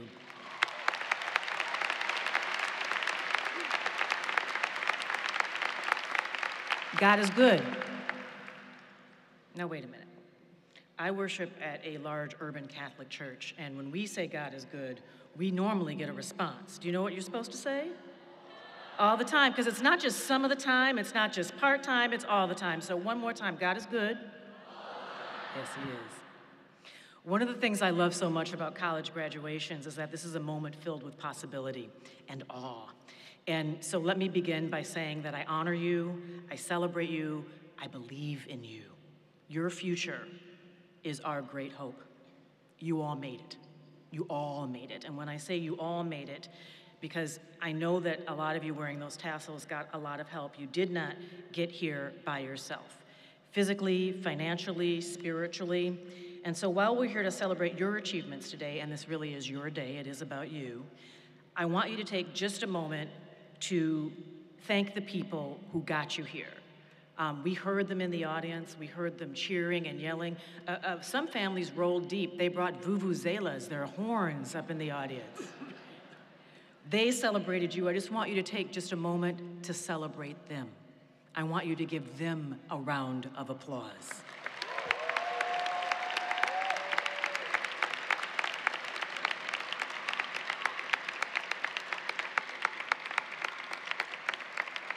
We don't get anywhere by ourselves. And Taylor, thank you for reminding us, wherever you are out there in the audience, in your beautiful address about the importance of bonds. I look at your faces and I see such a swell of pride. I know that you will embrace the honor of entering that special fellowship of highly educated individuals, but I also pray that you will accept the responsibilities that come along with this privilege. The degrees that you receive today are tremendously important, but they also represent something that carries even more weight, even more currency. How will you use all the knowledge that you absorbed in the pursuit of that degree? How will you harness that knowledge to become the caretakers of our culture? How will you become the caretakers of our politics, our economy, our moral compass, and our national character? How will you reach across cultures and disciplines and dialects to solve the world's problems? Because in a whole lot of areas, the current caretakers have left behind a bit of a mess. We're going to need you to solve the world's problems and light a candle for the world with the power of your mind and the strength of your ideas. Being here with you today is an especially big treat for me because my husband of 25 years was out there in the audience 40 years ago, wearing a cap and gown and wearing the purple and gold. Now, he tells me that it was a bit of a miracle. His name is Broderick Johnson, and he's sitting right over there. He said that there was more than a little divine intervention and a whole lot of Hail Marys when he got close to the finals. And when he was sitting out there, I don't know how that cap sat on his head, because I understand your afro was pretty big at that point. He had a little more hair than he does right now. But he made it. And we now live in Washington, D.C., and we have 3 children. He's worked for 2 presidents. He's worked on Capitol Hill. He's the board chair of the My Brother's Keeper initiative. He's volunteered his time and his resources to make the world a better place. And as I get to know more about Holy Cross, I see that even though he left Worcester, this place never left him. The values, the vision, the adherence to this notion of a faith that seeks justice, it's all a part of his life and his life story. He has a Jesuit's mind and a Jesuit's heart. And I thank the university for all the ways that it shaped him, because it has shaped our lives, and I see that now in the wisdom and the advice and sometimes the admonitions that he passes on to our own children. I hope for all of you that that will be true, that when you leave this wonderful college, the College of the Holy Cross, when you leave this institution, that it never leaves you. When Broderick graduated 40 years ago, the commencement speaker was Vernon Jordan, the legendary lawyer and civil rights leader.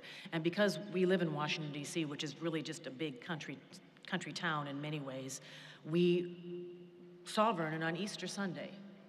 And Vernon and Broderick were reminiscing about what it was like when Vernon delivered the commencement address in 1978. And because Vernon Jordan is one of the most organized people on the planet, when I asked him if he still had a copy, he said, "Oh, of course I do. It's in a file. I'll have Gail send it to you," and she did. And he shared his address with me, and I want to in turn share a section of it with you. This is from the commencement address in 1978. He said, "It has been a decade of trial and tribulation for America's minorities. The promise of America's second Reconstruction was ultimately cut off by war, by benign neglect, by national indifference. Many Black people escaped the confines of poverty, many others sank deeper into poverty, and our nation itself has demonstrated a poverty of spirit and determination to make ours a land of equals." That's the message that Vernon Jordan delivered on May 26th, 1978, 10 years after the Kerner Commission reported on America's deep racial divide, 10 years after the assassination of Martin Luther King following in this country by racial angst and riots all across the country. 10 years later, Vernon Jordan was noting that the country still had much to do, still had a long way to go, as Dr. King said, to make good on the promissory note spelled out in the founding documents of this great nation, that all men are created equal, and we should say not just men, all humans are created equal.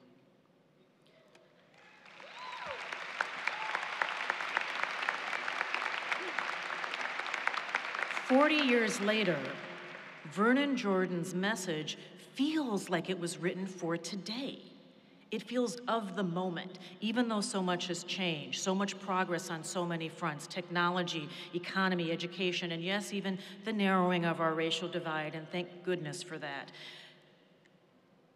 The healing of our original sin in a country that was founded with a significant birth defect because of legalized slavery and a series of laws and customs and traditions that automatically placed women, minorities, the disabled, and immigrants from a whole host of countries at the back of the line. Immigrants from Italy and China, Ireland, Slovakia, Slovenia, so many other countries.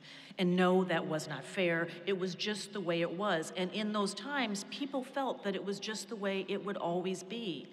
So yes, much has changed in 40 years.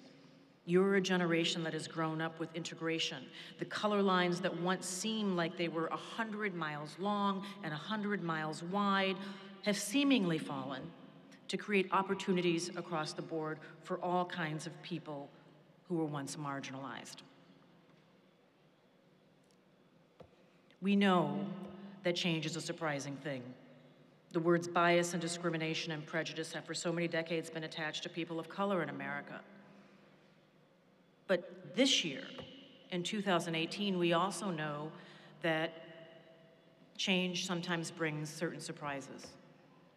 We now know that studies show that a majority of white Americans say discrimination against them exists in America today. This according to a study by the Robert Wood Johnson Foundation and Harvard School of Public Health. More than half of the people surveyed, 55%, said they believed that there is discrimination against white people in America. Now, some of you will nod your head in agreement upon hearing that. Some will reel back and say, whoa, wait a minute, how can that possibly be true? But those are the true beliefs of all the people that were surveyed. And so we have to at least listen to what they are saying. That America, in their belief, has become less hospitable, less welcoming, less privileged for white Americans. That minorities or people who've only recently arrived in America get the first crack at jobs or get more help from the government or private institutions. Actual statistics don't bear that out, but perception is a powerful thing, especially in an era when America feels so divided and when people so often only listen to news or news sources or the perspectives of people that come from members of their own social, political, or ethnic tribe, because right now America really does feel like a nation of tribes. The stories we tell ourselves, the stories we hear, the tales that we adopt and embrace They set a template for opportunity and oppression.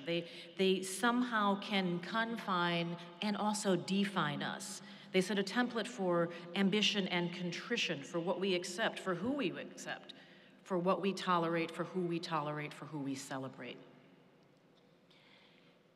You leave this campus as both the beneficiaries and ambassadors of what I like to call radical curiosity, and I think that Father Burroughs is such a tremendous example of that.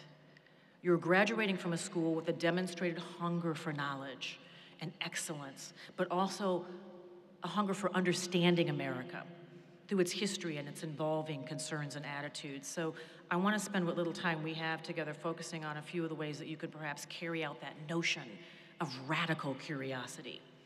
I'm going to share with you a little advice I like to pass on to those who have the benefit of receiving a college education, and it's 3 things, and perhaps because I was raised Catholic, I tend to think of things in triplicate,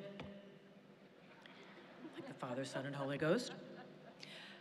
I'm going to share with you a do, a don't, and a dare. A do, a don't, and a dare. First, the dare. I dare you to listen and engage fully with someone that you don't agree with. To figure out how to do that on a regular basis. It's probably not surprising that as a longtime radio host, I'm giving you advice on listening skills. It's important, though. And I'm concerned that we're losing the ability to actively listen, and therefore to engage in deep and meaningful conversations that, as we pull deeper inside ourselves with our headphones and our personal devices and our timelines full of people that we choose to like or follow, that we put less of a premium on engagement with people that we don't like or that we don't want to follow. What are we missing if we tune out the outside world? What are we missing when we consume a limited media diet that only affirms or confirms what we already believe?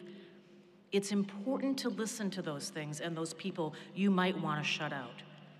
We have more avenues for listening right now, or more avenues for communication, and yet it's much easier to wall yourself off from people you don't know or you don't agree with. We're living at a time where there doesn't always seem to be a common set of facts, or when so many people can see the same thing and hear the same thing and come away with a totally different interpretation. Make America great again. To some, that is a campaign slogan. To others, it is an offense.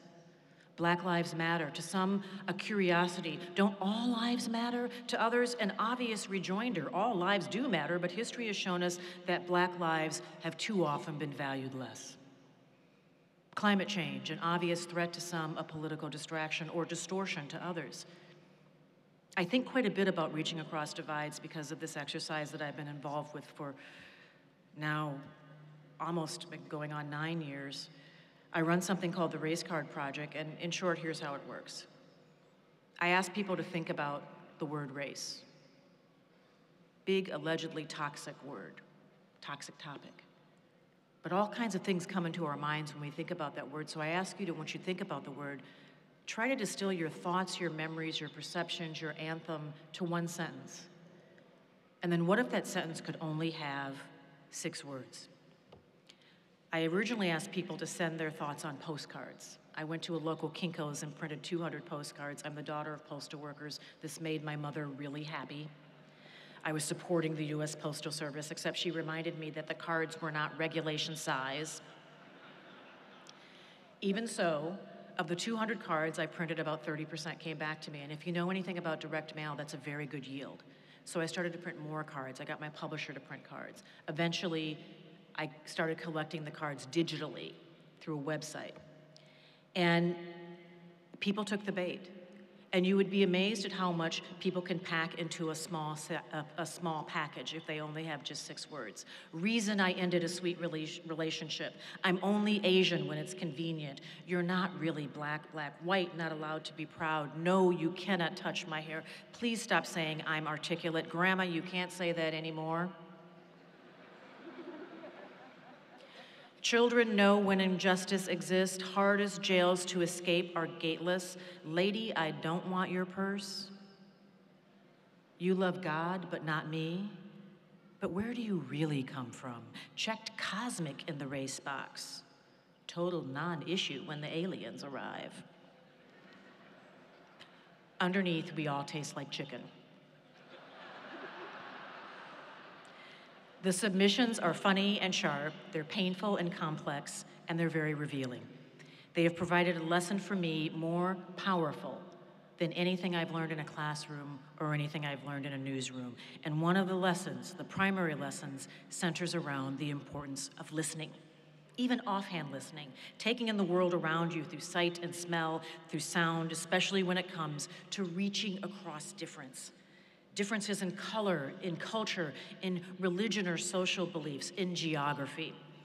Race and difference and otherness can form a kind of silent force field in our lives that we're often openly loath to talk about. If you aspire to get to a leadership position, if you want to sit in the corner office, the lesson for so many of us has been, don't ever talk about that, because it might blow up on you. It seems like walking through a minefield, and the results can be potentially catastrophic. And in this country, even at this moment, it's easy to see how race and diversity and the debate over equity can be seen as a burden. But maybe there's another way of looking at it. My generation may have done your generation a disservice by repeatedly telling you that race is a difficult subject to talk about. It's become a self-fulfilling prophecy, this notion that race is toxic. Racism is toxic. And I hope within my lifetime, the idea of racism, the actual reality of racism will be eradicated. But race, that actually describes who we are. This wonderful, multi-ethnic, variegated sea of humanity that represents all kinds of diversity, race, gender, religion, socioeconomic status, military service, geographic allegiance. Look in your class, look to your right and your left, and this is actually not just an offhand comment. I actually want you to look to your right and your left. Look behind you. Take in this sea of diversity and know that some of us never take it for granted, because within our lifetimes, to see a graduating class of this composition would have been unusual. In some states within my lifetime, and I'm here to tell you I am not that old, but within my lifetime, it would have been illegal in very many places. Never take that for granted. It's part of your education. It's part of your birthright now. And fight for it wherever you are. And fighting for it means reaching across an aisle, reaching across a perspective, and engaging with someone that you don't agree with. That was your dare.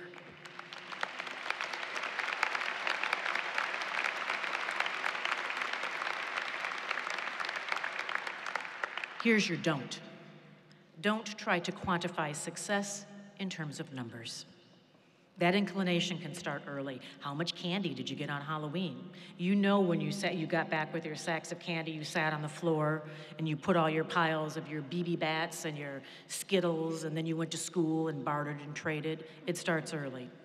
How many soccer games did your team win? How many badges are on your Girl Scout uniform? How many friends or followers or likes have you amassed on social media, or what my mother likes to call the Twitter? It continues into college with grades and internships and measures of popularity. It continues into adulthood with salaries and promotions and the cost of one's home or car or vacation. Success by numbers is all around us. The Zagat rating at the restaurant, the size of your dress, where small is preferable and unrealistic for some of us. The size of your bank account, where large is preferable and unrealistic for some of us. Numbers can signal or define success. The zip code, the floor where your office or your home is located, the secret signs that flash into our heads to rate almost anyone and anything. But I want the young people who hold so much promise today in their caps and gowns, all of you, I want you to know that success and excellence do not always live on the same street. They don't always occupy the same corner office. Success and excellence don't even often share the same mindset. Is a $1 million pitcher more successful than the Little League coach who manages to find time to spend 3 afternoons and every Saturday with a ragtag team of 10-year-olds, despite the fact that he holds down 2 jobs? Is the working woman who dazzles everyone she comes in contact with more successful than the woman who chooses to be a stay-at-home mom and volunteers for a number of causes, good causes? Is the investment banker more successful than the poet, who quite literally helps us see the light of the world? Is the computer programmer who can churn out algorithms more successful than the journalist who pursues the truth, especially the hard truths that help us understand our world, and pursues that work knowing that they might never get rich, at least not defined by their paycheck? Is the business tycoon more successful than the elementary school teacher, or the park ranger, or the police officer, or the aid worker who does famine relief, or the person who sits behind the desk at the senior citizen center who's memorized the first name and dietary restrictions of every elderly person who walks or rolls or is carried through the front door? The answer is simple if you're only looking at numbers. But it's not so simple if you're looking for excellence. Because success and excellence are quantified in different ways. Success is based on all kinds of factors, some in your control, others not. You can be born into success if you're really fortunate and if you're only looking at numbers. But one is not born into excellence. Even if you've entered the world as a singer with perfect pitch, as a pitcher with a golden arm, as a future academic with a mind like Einstein, you can only achieve excellence through hard work and a mindset that's based on discipline and self-sacrifice and a strong ethical compass. Excellence may take you to dizzying heights, but also allows all of us to flourish where we are, to bloom where we are planted, even if you are planted in rocky soil. To find our personal best despite our means, our challenges, our restrictions, or our relative gifts. And the pursuit of excellence allows us to measure that same quality in others, to see those who are doing their best, even in simple things, to lift up their work to new heights. The barista who turns a latte into a work of art, the landscaper who transforms a plot of land into an Eden, the swim coach who is known as the pool goddess because she can coach even the most scaredy-cat kids to move into the deep end of the pool, giving them the seeds of courage that will help them flower into more adventurous adults. And every one of you has had your version of that pool goddess in your life. You begin to value excellence in all its forms when you think about excellence instead of success. The mastery of the complex and the simple talents that elude so many of us. How many allegedly successful people do we all know who are not necessarily excellent listeners, or excellent at consoling someone in grief, or excellent in providing an atta-girl or an atta-boy at exactly the right moment? Because trust me, no matter how long you're privileged to live on this earth, we all need the occasional note in our lunchbox. I wish success for everyone, but my great hope for the class of 2018 is that you think long and hard about how you measure success, and that you understand the satisfaction, the self-confidence, the self-worth that comes from the pursuit of excellence on your own terms. It is living life with a work ethic, but also with a worth ethic.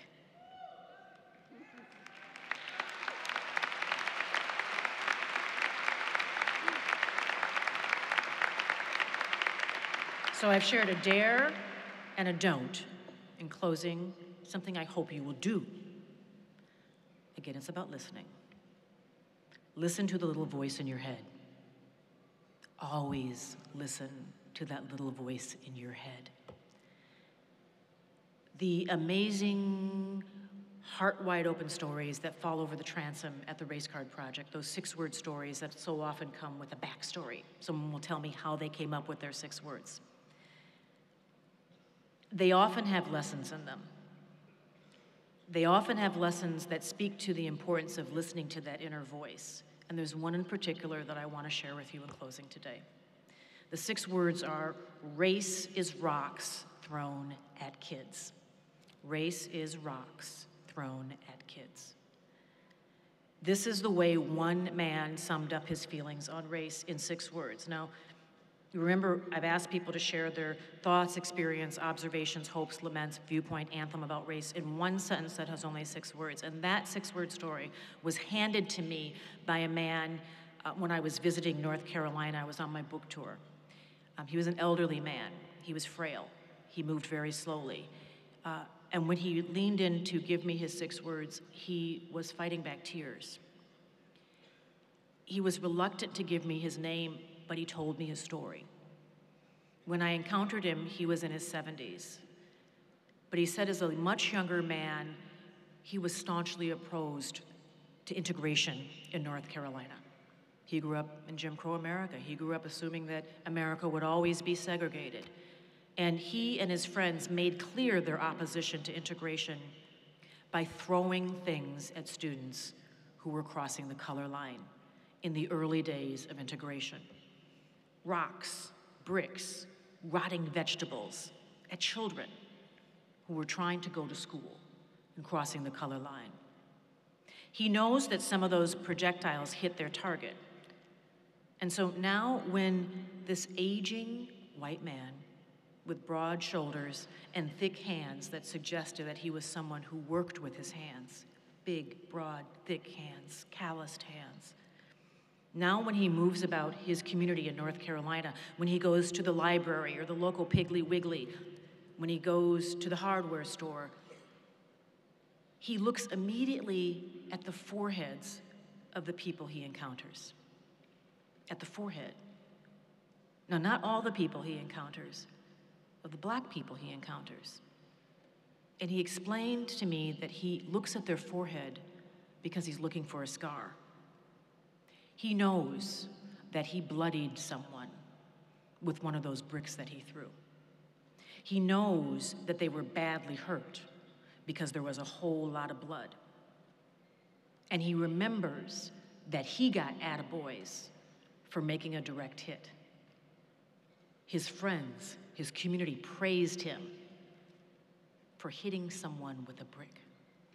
So when he goes about his errands and he encounters black men who, like him, are older or slower, now gray, he looks at their forehead because he's looking for a scar. And after all these years, he's looking for something else as well. He's looking for the chance to say, I'm sorry. He said, I just want to say I'm sorry to his face.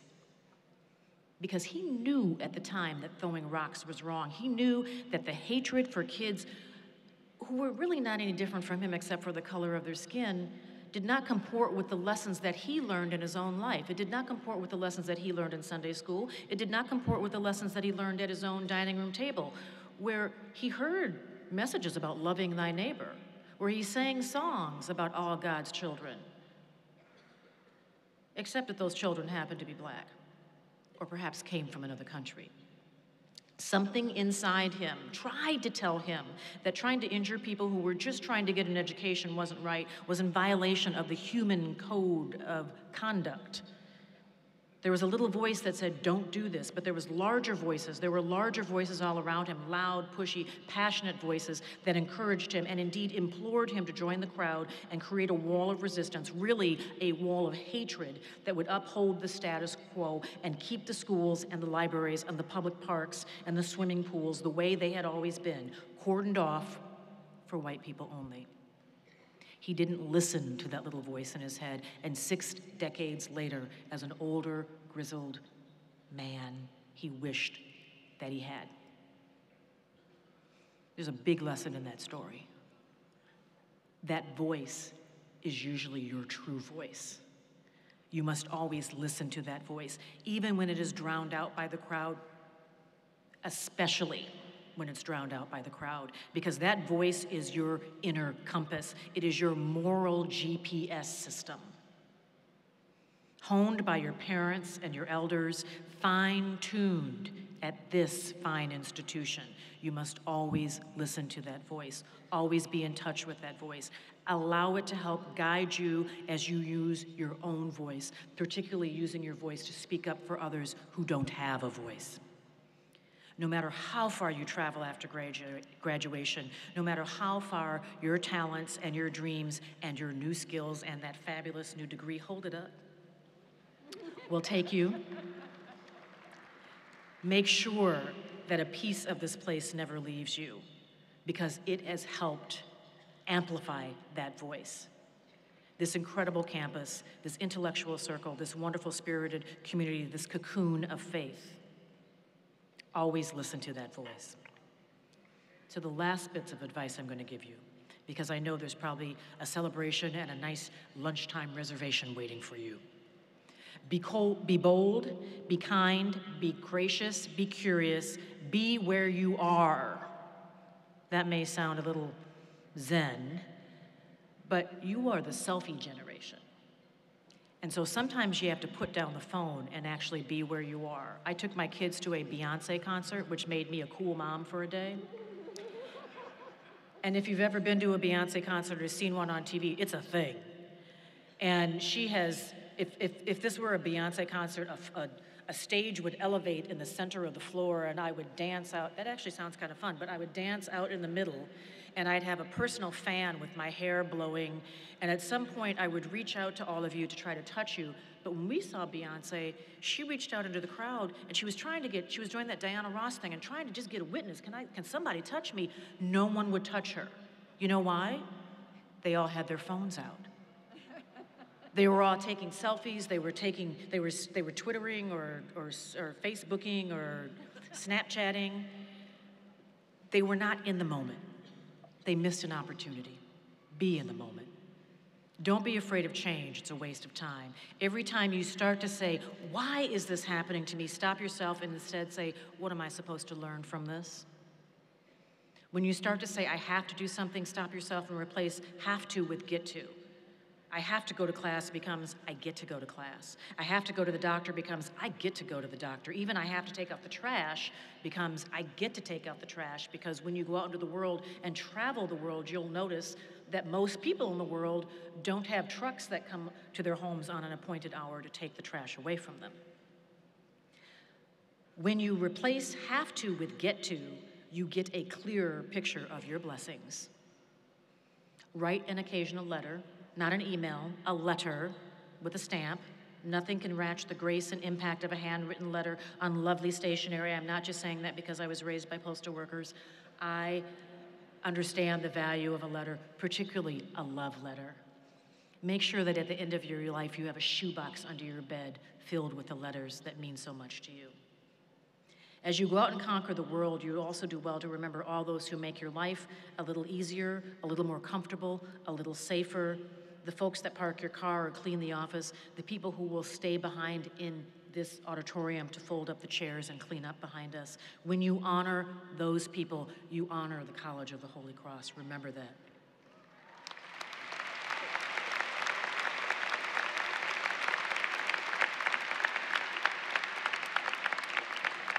Don't let anyone steal your joy. Listen to public radio as much as you can. Always wear comfortable shoes, although ladies, many of you looked good tipping across the stage with fabulous kicks today. Take care of each other. Take care of this planet. Take time for the people you love, because nothing matters more. Peace be with you. My 6 words for you: peace, it's out there, get busy. To the graduates of 2018, go out and conquer the world. I cannot wait to see you soar. Thank you very much.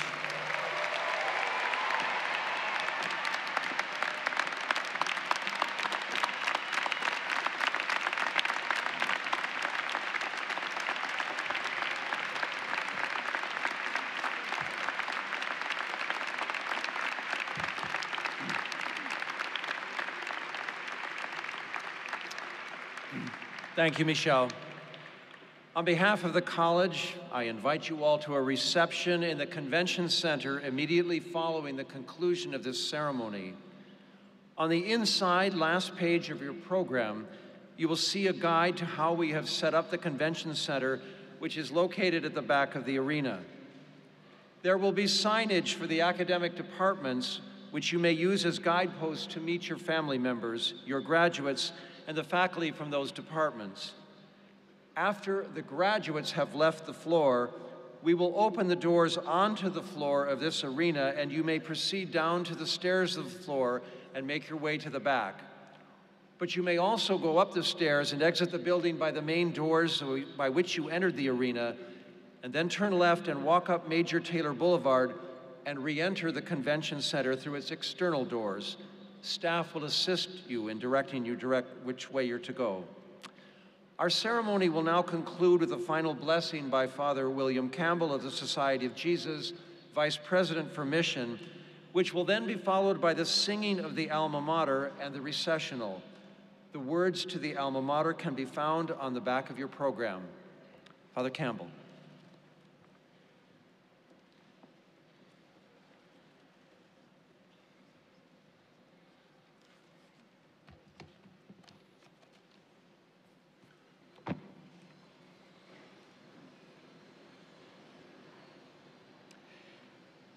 In the book of Tobit, we read the following. At all times, bless the Lord God, and ask him to make all your paths straight and to grant success to all your endeavors and plans. Let us bow our heads as we unite our hearts.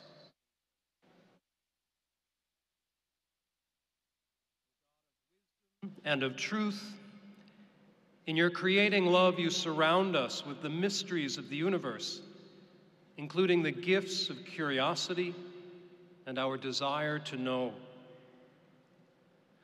We thank you for having entrusted these young women and men, now graduates of the College of the Holy Cross, class of 2018, to our care 4 years ago. Enable them now to use their knowledge, talents, and skills to the fullest, enriching the communities to whom we now send them forth. Bless them with the discerning grace to make wise choices and inspire their hearts to work for justice and peace. As they go forth from us, we give you thanks too for the families and friends who have supported them with love and care, for the teachers and mentors who have guided them with gentle patience and understanding, and for the many neighbors whom they themselves have accompanied along their way. As these commencement exercises now conclude, we ask you to bless them all in your love and wherever their future lives may lead them, to go forth with them, making straight all their paths and granting success to their endeavors and plans. And as summer vacation now truly begins, we ask you to give us all your refreshment and peace. And we pray to you, Almighty and ever-living God, through Christ our Lord, who lives and reigns with you forever and ever. Amen.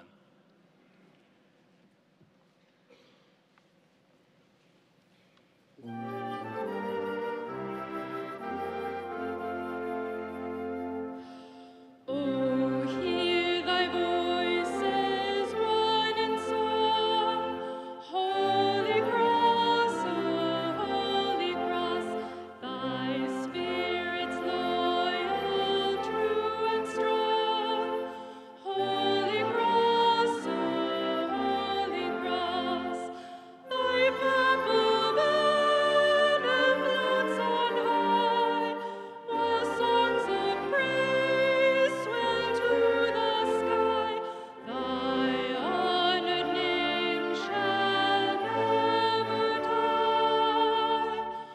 Holy Cross, oh, Holy Cross.